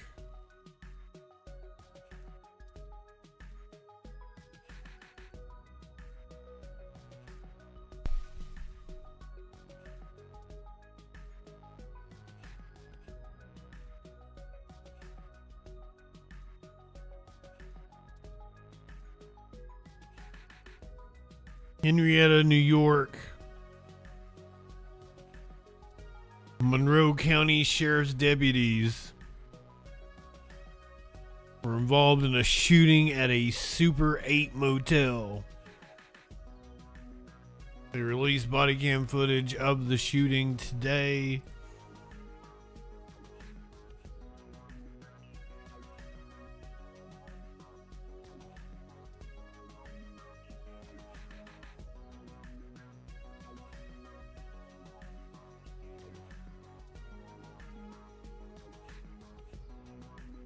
On Lehigh Station Road in Henrietta. Deputies responded. They arrived within a few minutes and they encountered a male in his 60s. At approximately 3:53 this afternoon, that wasn't me. Received calls for a suicidal male in the Super 8 motel here on Lehigh Station Road in Henrietta. So he was suicidal and you shot him, right? Minutes and they encountered a male in his 60s. Heard this one before. Box cutter, apparently in the attempt of self-harm.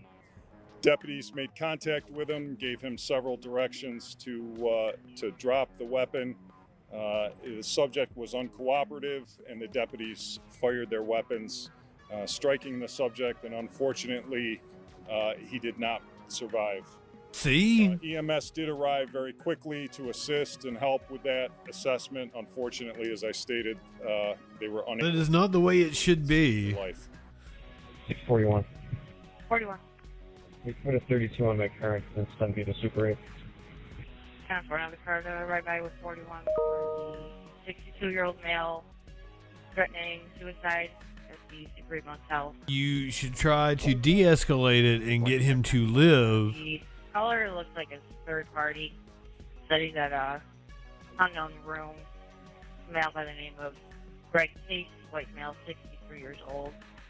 Wearing a black shirt, tape shorts, black and white sneakers, possibly gained a location on foot, and phone number for him is on the job card as well. 641-644, just be advised. The caller got a additional text from the husband saying that he slit his wrist already. First time he will be pulling up the question. 10-4. 641. 41.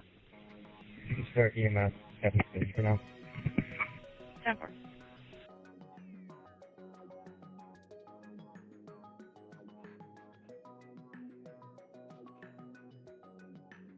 The Office of Mental Health was called to the scene.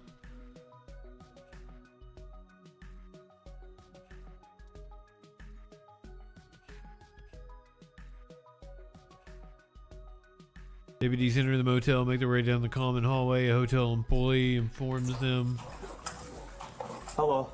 where the suspect is. We're looking for Greg Case. Is he in here?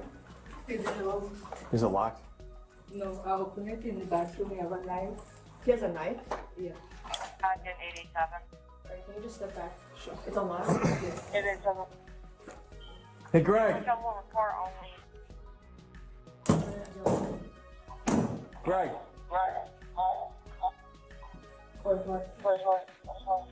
Pointing a gun at him is not going to help. Where are you?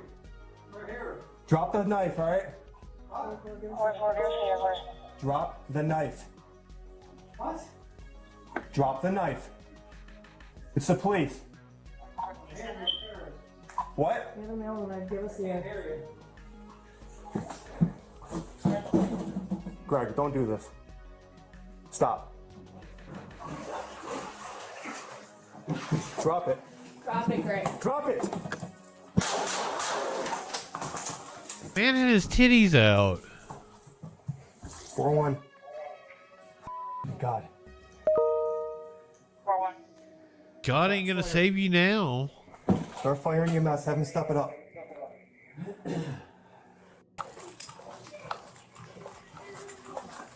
I don't know if I want to watch this again. Hello. From a different fucking angle. Case. Is he in here? Is it locked? No, I'll open it in the bathroom. We have a knife. He has a knife? Yeah. 887. Alright, can you just step back? It's unlocked? Yeah. Okay. Yeah, he seemed to be completely naked. All he was wearing was a knife. 44. Greg. Where are you? He was communicating and shit. There was no reason to. Drop the knife. What? Drop the knife. It's the police. This is a Super 8. What? We have a mail and knife. Give us the air. Greg, don't do this. Stop. Both of them shot too, didn't they? Drop it. Drop it, Greg. Drop it. No, it's just the one dude. 4-1. God. 4-1. Shots fired. I believe these officers should stand trial. Let the jury sort it out. God damn. Did you see the motherfucking right-wingers that are calling for Derek Chauvin to be released? I got news for them. Even if he was released on the George Floyd charges, he's been convicted of other charges. He's still in the jail for probably the rest of his life, even without the murder charge. Dumb shits.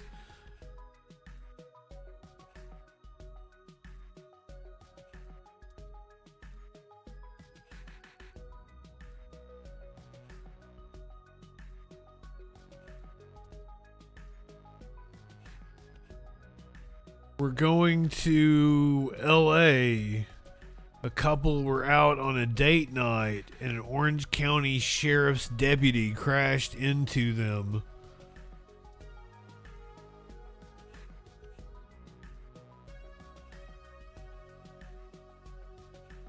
That couple has filed a lawsuit against the deputy. We begin at 6 tonight with that new dash cam video showing the moments a speeding Orange County Sheriff's deputy slams into a couple out on a date night. Good evening once again, everyone. I'm Colleen Williams. I'm Jonathan Gonzalez in for Michael. That deputy testified he was not responding to a call, nor did he have his lights and sirens on. Now the couple inside the car is taking legal action. Just speeding. NBC4's Hetty Chang live right now in Santa Ana with that story new tonight at 6. Hetty. Colleen and Jonathan, that crash happened nearly 3 years ago near the intersection here on 17th and Grand. In that dash cam video, you're going to see that deputy going double the speed limit here on 17th Street. You're also going to hear that deputy's partner testifying that they were going to grab some dinner. The attorney for 28-year-old Megan Doan and 27-year-old Jan Tan provided these photos of the Garden Jan Tan. He says the high school sweethearts, Tan and Doan, a former Vietnamese American beauty pageant winner, were out celebrating the holidays together the night of December 29th, 2023, when he says this crash changed their lives. Due to the negligence of a on-duty law enforcement officer and deputy, they found themselves spending New Year's Eve in the hospital with multiple broken bones and surgical procedures, and it's really turned their lives upside down. Footage from Orange County Sheriff's Deputy Jeremiah Payas's dash cam, submitted to Orange County Superior Courts ahead of the civil trial, shows his patrol car going 65 miles per hour and speeding past other cars on 17th Street. Security footage from the Target store shows Doan with her blinker on, turning left into the parking lot when she was hit. Court documents say Doan and Tan suffered severe injuries, including multiple fractures and permanent nerve damage. In this video deposition submitted to the courts, Payas is being questioned by Doan and Tan's attorney. Says he was not in pursuit, nor did he have his lights and sirens on. At the time of the crash, you were not responding to a dispatch. Is that correct? Not that I recall, sir. Payas's patrol partner testifying they were planning to get something to eat. What were you doing on your phone? Yes. He was on his phone. For dinner ideas. Was that what you were planning on doing with Payas? Yes. I'm looking for someone. I was about to text you because we're going to go eat dinner. The Santa Ana Police Department investigated the crash and found Deputy Payas to be at fault, with unsafe speed being the primary cause. The Orange County District Attorney's Office says the case was never submitted to them because there was no allegation of a crime.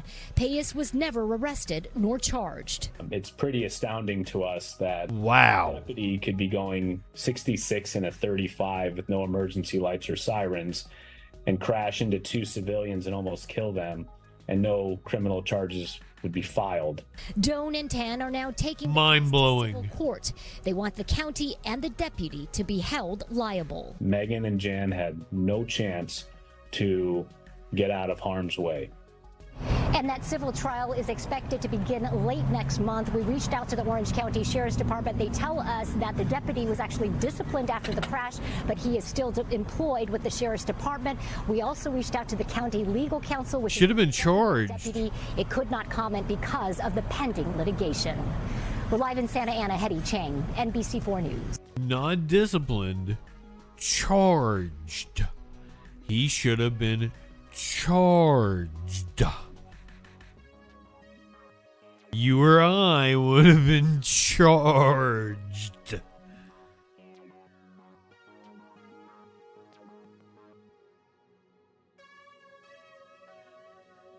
I hope we have video of this. A police helicopter. A police helicopter collided midair with a small airplane. Happened in Pennsylvania. Oh my God, the cops were uninjured. The pilot was killed. And now to a deadly crash at an airport in central Pennsylvania. A small plane collided with a police helicopter, killing the pilot and injuring 2 state troopers. ABC's Sophie Flay has that story. This morning, an investigation is underway into a deadly mid-air collision at a Pennsylvania airport between a small plane and a state police helicopter. Carlisle Airport. Possibly Trooper 3 involved struck a plane. In Carlisle, Pennsylvania, the collision killed the plane's pilot during a state police training exercise. Investigators say the helicopter was hovering just feet off the ground when a Cessna coming in to land veered sharply and struck it from behind. The helicopter lost its blades and tail, rolled over, and crashed onto its side. Inside, 2 troopers initially trapped. One pushed out a window and pulled his bleeding partner to safety. A neighbor mowing grass next door ran to help. Probably 5 seconds after I turned my back, I heard a huge crash. And as I was just getting on the other side of the runway, the 2 pilots of the helicopter were coming out. They were pulling themselves out. Both troopers are expected to be okay. Tonight could have been much worse. It comes after another deadly crash half a world away in Kenya, where a safari helicopter went down and burst into flames, killing all 7 on board, including 5 Americans. Among the dead, Telemundo executive Jose Suarez and Miami businessman Roger Duarte, a husband and father of 2. Sophie Flay, ABC News, New York. The Kenya story was just kind of out of nowhere.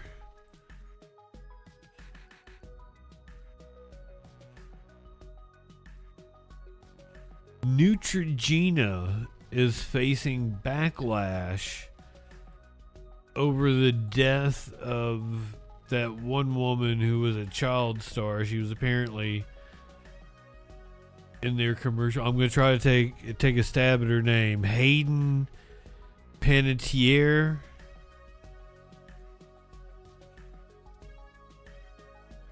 I'm not exactly sure I know who she is. But she died, and there's shit going on with it. Shocking death of Hayden Panettiere, which is sparking some renewed backlash against Neutrogena. You might remember the company featured her in a lot of their ads for about a decade, from like 2005 to 2015. You see some of the ads here.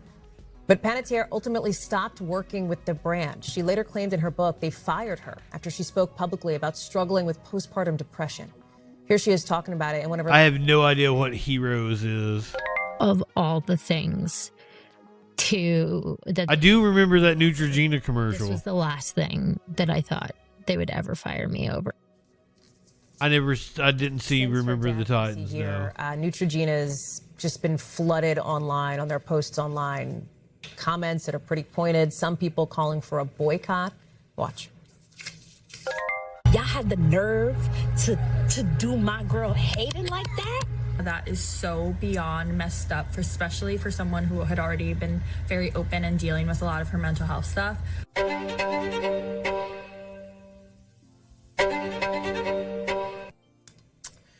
We have reached out at NBC News to Neutrogena. But apparently everyone wasn't watching. Crisis management expert Molly McPherson. I don't even know what it was. Was it on NBC? Professional assessment that Neutrogena will have to acknowledge sort of what is happening in this space.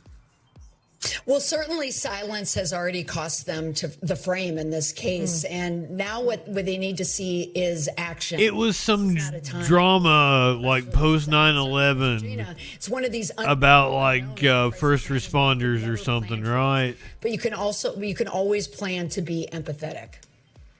I'm just judging by the name of it. Instances where brands have had some backlash, right? And talk us through some of the dynamics in this one here. It was about superheroes. It was a comic book. Oh, yeah, I have no idea. Reeling from her death. I mean, certainly. I mean, brands have certainly run into crises before, whether it's a logo that they changed or doing a campaign with an actress about blue jeans. But this is a case It was lame super. I was definitely not into superhero shit, so no, that wasn't me. who talked about this in May of 2026. The mistake that was made is something should have been done back when the actress started talking about this. Now it's almost too late. And the silence I keep getting told I need to watch The Boys. I'm like, is being written. This narrative is being written by the public, and the public is not giving them a break. So what would damage control look like for Neutrogena here, Molly, in your professional view? Damage control right now is action, and it's action. I haven't paid attention. How'd she die and what Neutrogena have to do with it? Did Neutrogena kill her? So that's the only place where they can go. Action. Okay. Molly McPherson, glad to have you back on the show. Thank you very much for being with us. Appreciate it. We thank Oh God, I wasn't on top of it. Updated on breaking news and Shut up, Tom Llama. NBC News app, or watch live on our YouTube channel. Oh, she had postpartum depression. She might have killed her kids if she'd had 3 kids.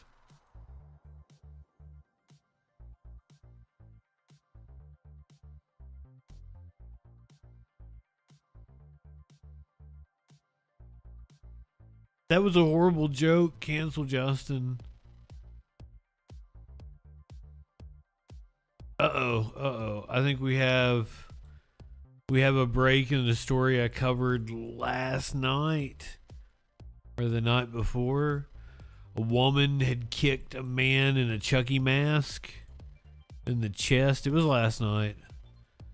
That man has now been identified. I don't know if they've arrested him, but he's been identified.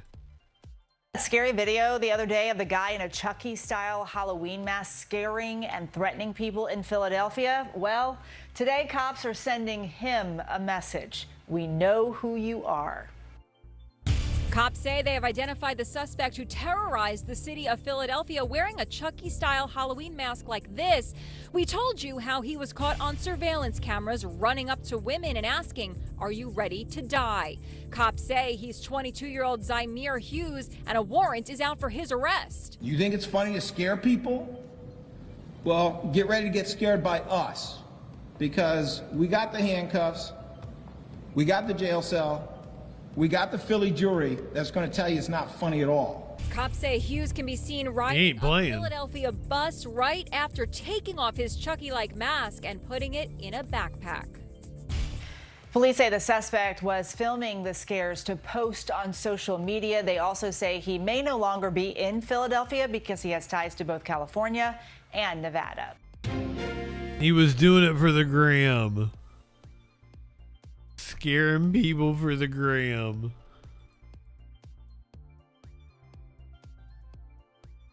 This is some footage from the World Robot Conference in China. Socialist Aunt, welcome in.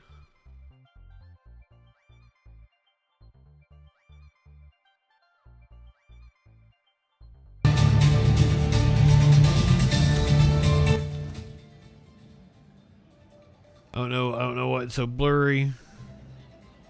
This is from the World Robot Conference.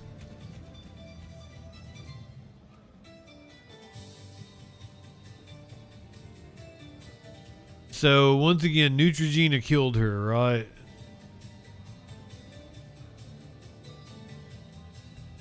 Yeah, it's only 360p.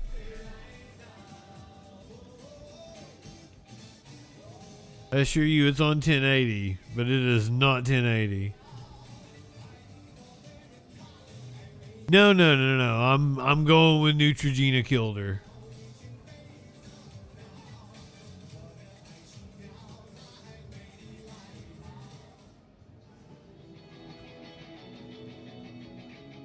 Trump had Neutrogena kill her.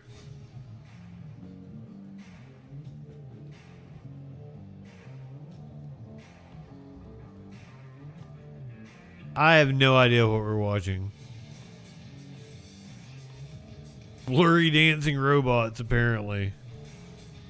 I'm gonna put a poll in the chat and let Twitch chat decide what we're gonna watch.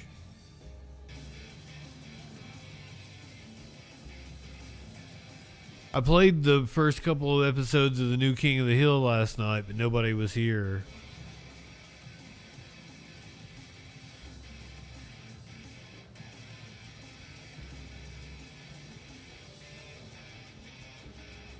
We could continue King of the Hill.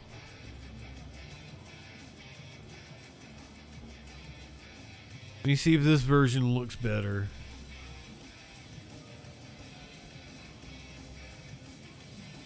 I don't want to leave us without robots.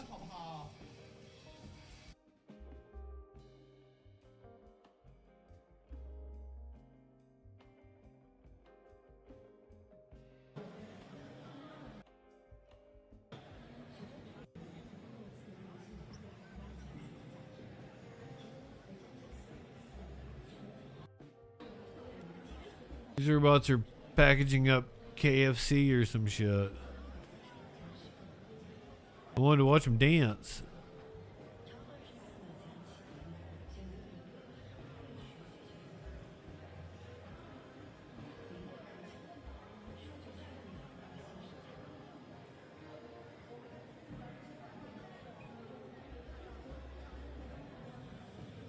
Mama, I played a video the other day, like some robot like ran over and kicked a kid right in the head.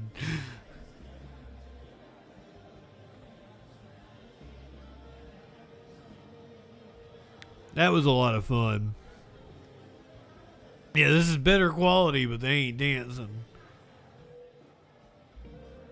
This is pretty fucking boring. This was the World Robot Conference.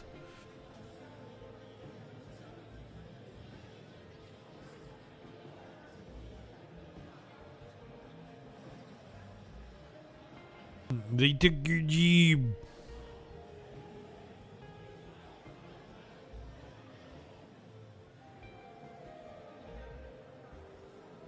I'm gonna put a poll in chat. I still have a couple of stories. I've got like 3 animal stories for you.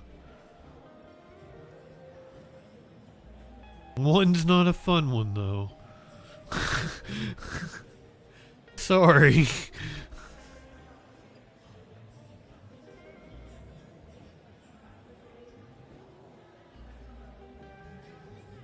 I'm gonna put a poll in chat. Manage poll, new poll.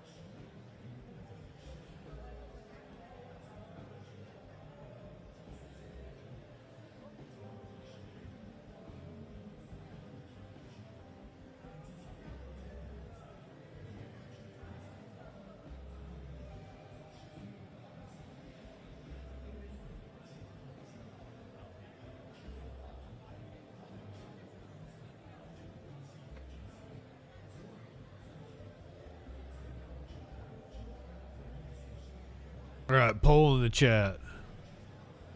I'm showing you my poll. Can you make them dance now?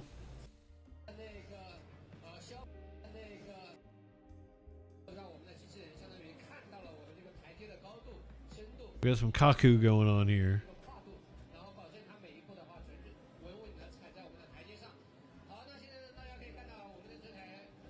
King of the Hill running away with it. If you pick poker, I will message Media Winch. I'm not certain that she will come, but she told me she did want to play poker. Oh, it's doing some push-ups.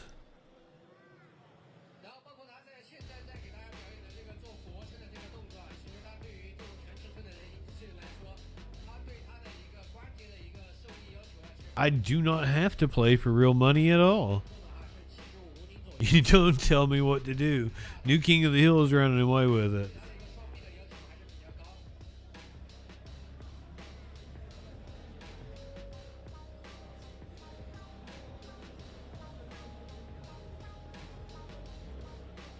Yeah, why does the robot need to do push-ups? Why does Kids You Know also coming in with quite a number of votes? I'm going to vote for it. We're going to make it a race to get swole.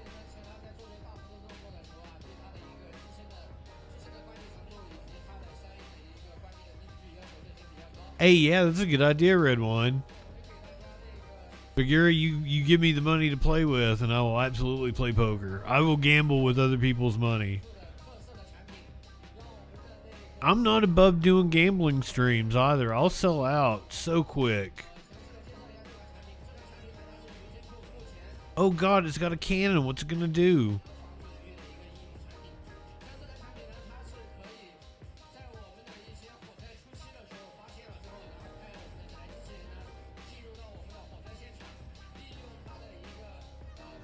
Flamethrower doggo.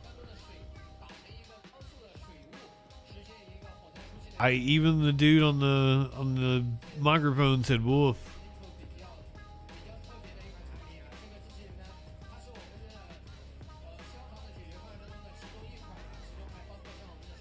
It's got friggin' laser beams on its head. I don't know. I don't welcome our robot overlords. It loves looking at stars. Fair enough.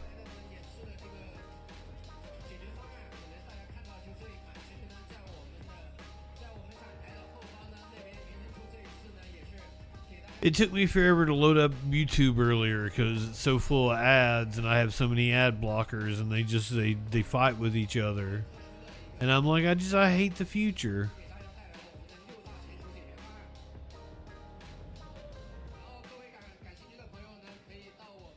Sex robot, sex robot.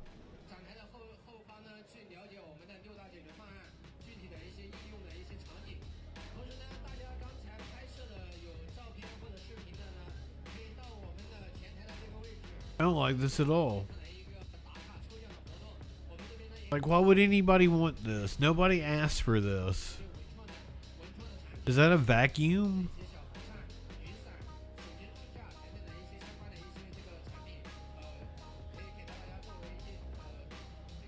Maybe if it's like robot vacuuming the floor, maybe.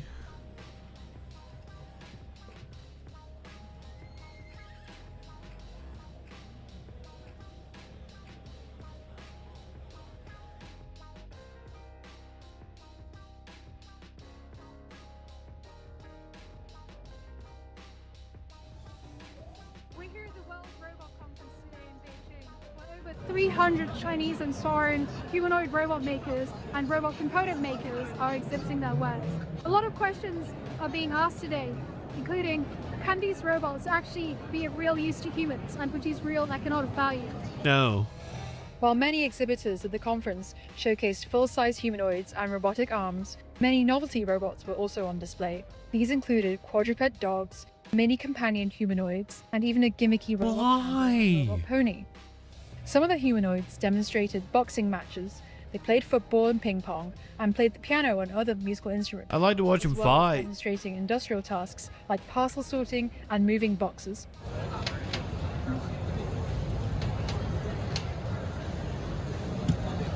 It's very strong. So this next to me is Unitree's signature quadruped robot dog. It's currently used in a lot of search and rescue functions. It can navigate with a variety of terrains, and it's also used in sort of search and inspection as well, in warehouses and electrical grids. It kind of acts like a bit of a robot security guard. So this is not really a companion robot, but the salespeople say that it can I don't want a companion robot. voice commands, and I don't see why you couldn't ride it. then it can also go with you as well, but it's mainly used for industrial occurrences. The event comes amid growing investor buzz around Chinese humanoid robots, and as the Trump administration unveils bans on new Chinese robots to protect the I feel like I've played this video game. This year, the focus is shifting from what the robots can do on stage to how useful they can be in real life. And that will be put to the test in the upcoming World Humanoid Robot Games, starting from this Saturday. It will combine races, football, and fighting with competitions designed around actual work based on scenarios in factories, hotels, and households.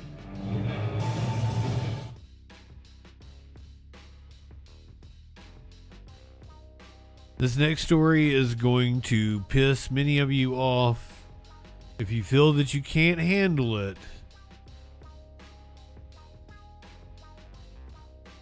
then please come back to us in like 4 minutes. Content warning. Okay, for sure. A beloved peacock was beaten to death by a mailman. It's tonight in Pasadena after neighbors say a mailman attacked a beloved peacock, causing serious injuries to that bird. Security video captured the disturbing incident, and tonight residents are hoping something can be done so that this doesn't happen again. KTLA's Rachel Menitoff is live in Pasadena with more on this story. Rachel. Micah, those who know the bird say he's uniquely social. He'll often follow people around. They think the mailman might have been bothered or maybe even felt threatened by the animal. Still, though, they feel his reaction was unnecessary and disturbing. Maybe the peacock survived. Birds roaming, eating, squawking. And one particular peacock made a name for himself, or really multiple names. Beautiful. Among people in this East Pasadena neighborhood. We call him Sugar. We call him Shen, Kung Fu Panda. It's just something special about the neighborhood. The white peacock has been living here for years, and he's a showstopper, especially when he spreads his wings. I've been, petting him and feeding him. I'm trying to get him to land on my arm, but I've never gotten that far yet. But a disturbing, some might say foul, interaction between the animal and mailman has many wondering why.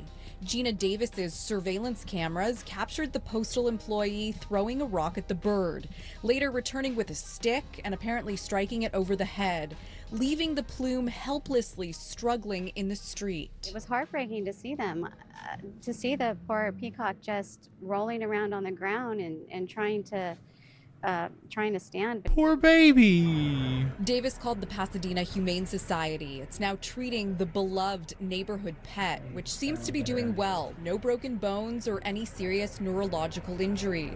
Oh. And while peacocks are generally not aggressive, they can chase, peck, or occasionally kick people when they're feeling territorial. Those who know and love this unique fella wish the confrontation was handled differently, maybe more humanely, and with more respect for the special bond between bird and man. Maybe it's clearly somebody's pet. How could you do that? Kind of throw off to the side so he can go away from you. Or at least, I don't know, bring a shield or trash can lid or something. Something defensive and not trying to kill the poor bird. I hope he's going to be okay and still will be a character wherever he goes. And the Humane Society says ideally they will release the bird back here to the neighborhood where he was found. Alternatively, he might be brought to some kind of a sanctuary. It'll all be dependent on the animal control investigation. We're live in Pasadena tonight. I'm Rachel Menitoff. I'll send it back to you in the studio. That is a beautiful bird. Absolutely beautiful.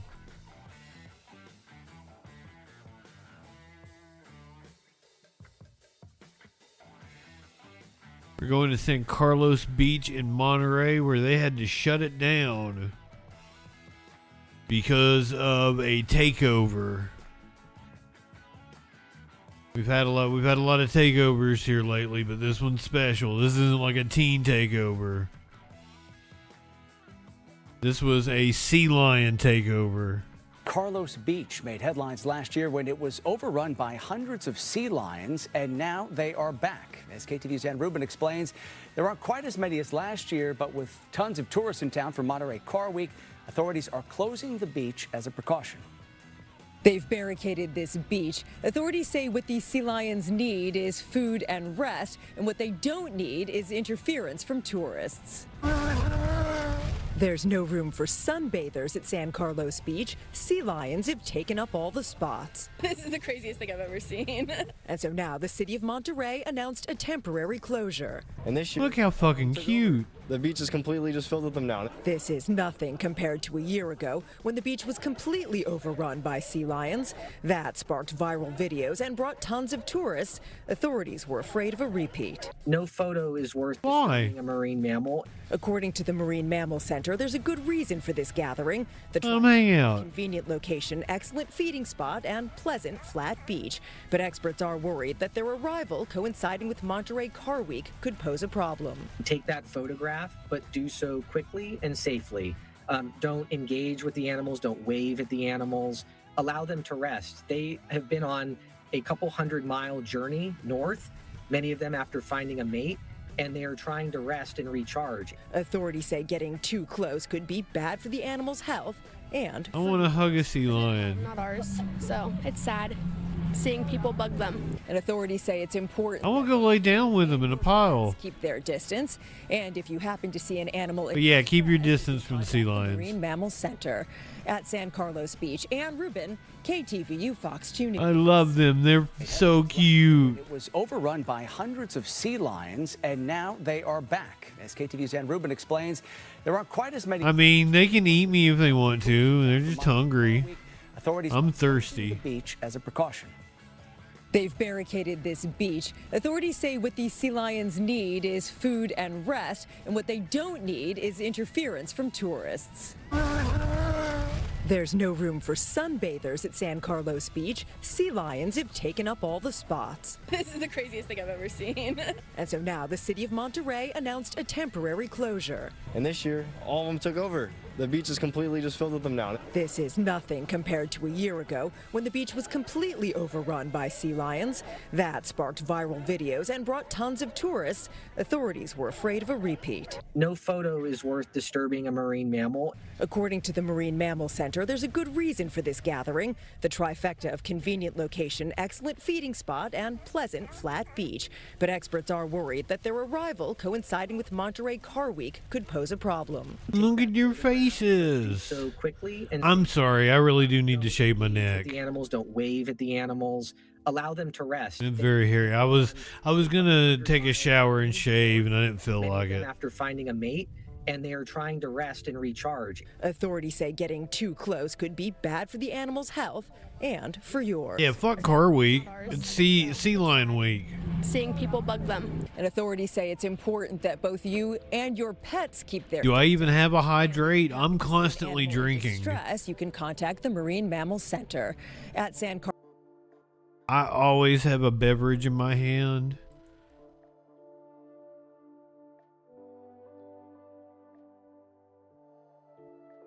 One more story, and then we're watching King of the Hill.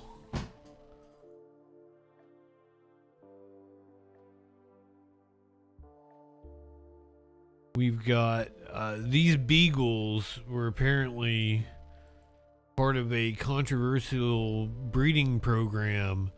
They have now found a new home. Oh, here's a cat. You want a cat? I'll show you a cat. God damn it, Smokey.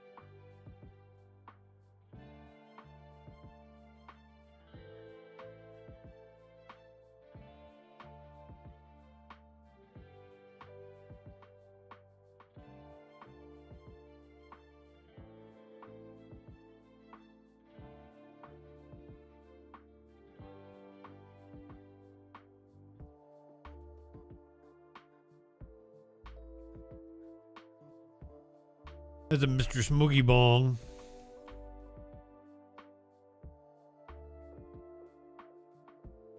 He is like the best kitty ever. He's the sweetest. He's fun to cuddle. Oh, you can see Maynard in his bed right there. The faint outline with his eyes glowing. How you doing, Maynard?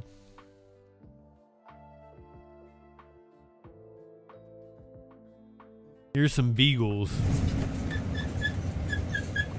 These beagles don't know it, but their lives are about to change. There's this overwhelming sense of fear that permeates throughout this bus. That's why it's so quiet here. This little guy has been shaking for the last hour.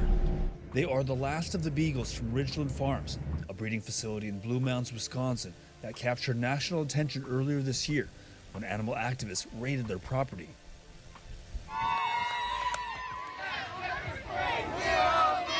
This guy tear gas. The lab dog breeder had faced years of state regulatory scrutiny, including alleged violations of state animal cruelty laws. It has denied violating state or federal law, and last month, to avoid prosecution, it agreed to surrender its license. Our biggest fear were they were going to be fire sailed out to the worst testing facilities. They'd already suffered enough. Who wants to ride back in the lab? Is that you? Lori Simmons is the founder of Big Dog Ranch Rescue. She spearheaded the effort to negotiate and pay for the release of more than 2,000 beagles from Ridgeland. Last week, the final 155 were removed from the facility, and we were there to witness their first moments of freedom at a nearby farm. Many of these beagles who've never been outside, never been on the grass before, never experienced fresh air and the breeze. But for every one of these, there are dogs like this who have a much harder time acclimating to freedom. Each year, nearly 40,000 dogs are used in lab experiments across the U.S. for medical research, cosmetics, and household products. Beagles are the test subject of choice for many of these experiments, and as they're checked by veterinarians. Yeah, fuck that bullshit. It struck me as I watched these vets doing their thing. Look at this. Not 1 ounce of aggression during their shots and checkup. They choose beagles because they're so forgiving. You hurt them one day and they're going to forgive you the next and let you do it all over again. This is in service of us? Yes, in service of us. We're not going to stop until every one of these dogs is out of a testing facility, until this cruel practice is stopped. Wisconsin inspectors investigated Ridgeland between 2024 and 2025 and identified 494 violations. And a circuit court judge found You're that the best puppies. to believe that Ridgeland had committed crimes under Wisconsin's animal cruelty laws. But the USDA, the federal agency charged with overseeing commercial dog breeders, cited just 4 non-critical violations for its dog breeding facility in the last 10 years. Ridgeland Farms is located in Representative Mark Pocan's Wisconsin district. To me, that doesn't make any sense.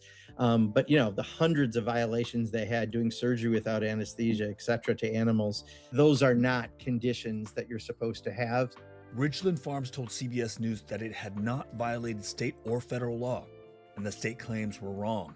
They said the USDA was the leading authority and that federal inspectors found only non-critical issues at their facility. I think what we saw here was a lapse in how they looked at a facility, because when you have that amount of state violations, clearly that stood out. Behind those audits, thousands of dogs' lives hung in the balance, like these beagles, bred for a life in the laboratory. We owe it. We owe it to these animals. We owe it to these dogs to stop this. We're America. We're better than this. Are we? These Ridgeland beagles are bound for a new life. 1,500 miles away near West Palm Beach, Florida, at Big Dog Ranch Rescue, a 33-acre haven where 92,000 dogs have stopped on their way to a new home. One of my favorite places here is our senior sanctuary. Dogs of all ages are welcome here. So you say the adoption rate here is? So high. People can come in, they're in a home-like setting, sit on the couch, the dog's doing this to them, cuddling up to them. They fly out of here. And senior dogs are the least to get adopted in shelters. I mean, Lori, I know the goal is to have these dogs adopted into loving homes, but this is pretty amazing. And the last of the Ridgeland Beagles make it safe and sound. Yeah, but they need a place where like they're individually loved. They join hundreds of their litter mates, some of whom... It's great there's somewhere where they're taken care of, they have their needs met. Oh my God. It's a nice area and everything, but like they need somebody that loves them. For me, it's never enough. Until animal cruelty ends, I'll do this till the day I die, but I want it to keep They going. need a lap. They need someone to lay with at night. I'm sorry, that was a lot of heavy stuff. YouTube people, Facebook people, podcast people, light one up, tip one back. We'll see you Sunday night. Twitch people, we're gonna watch King of the Hill.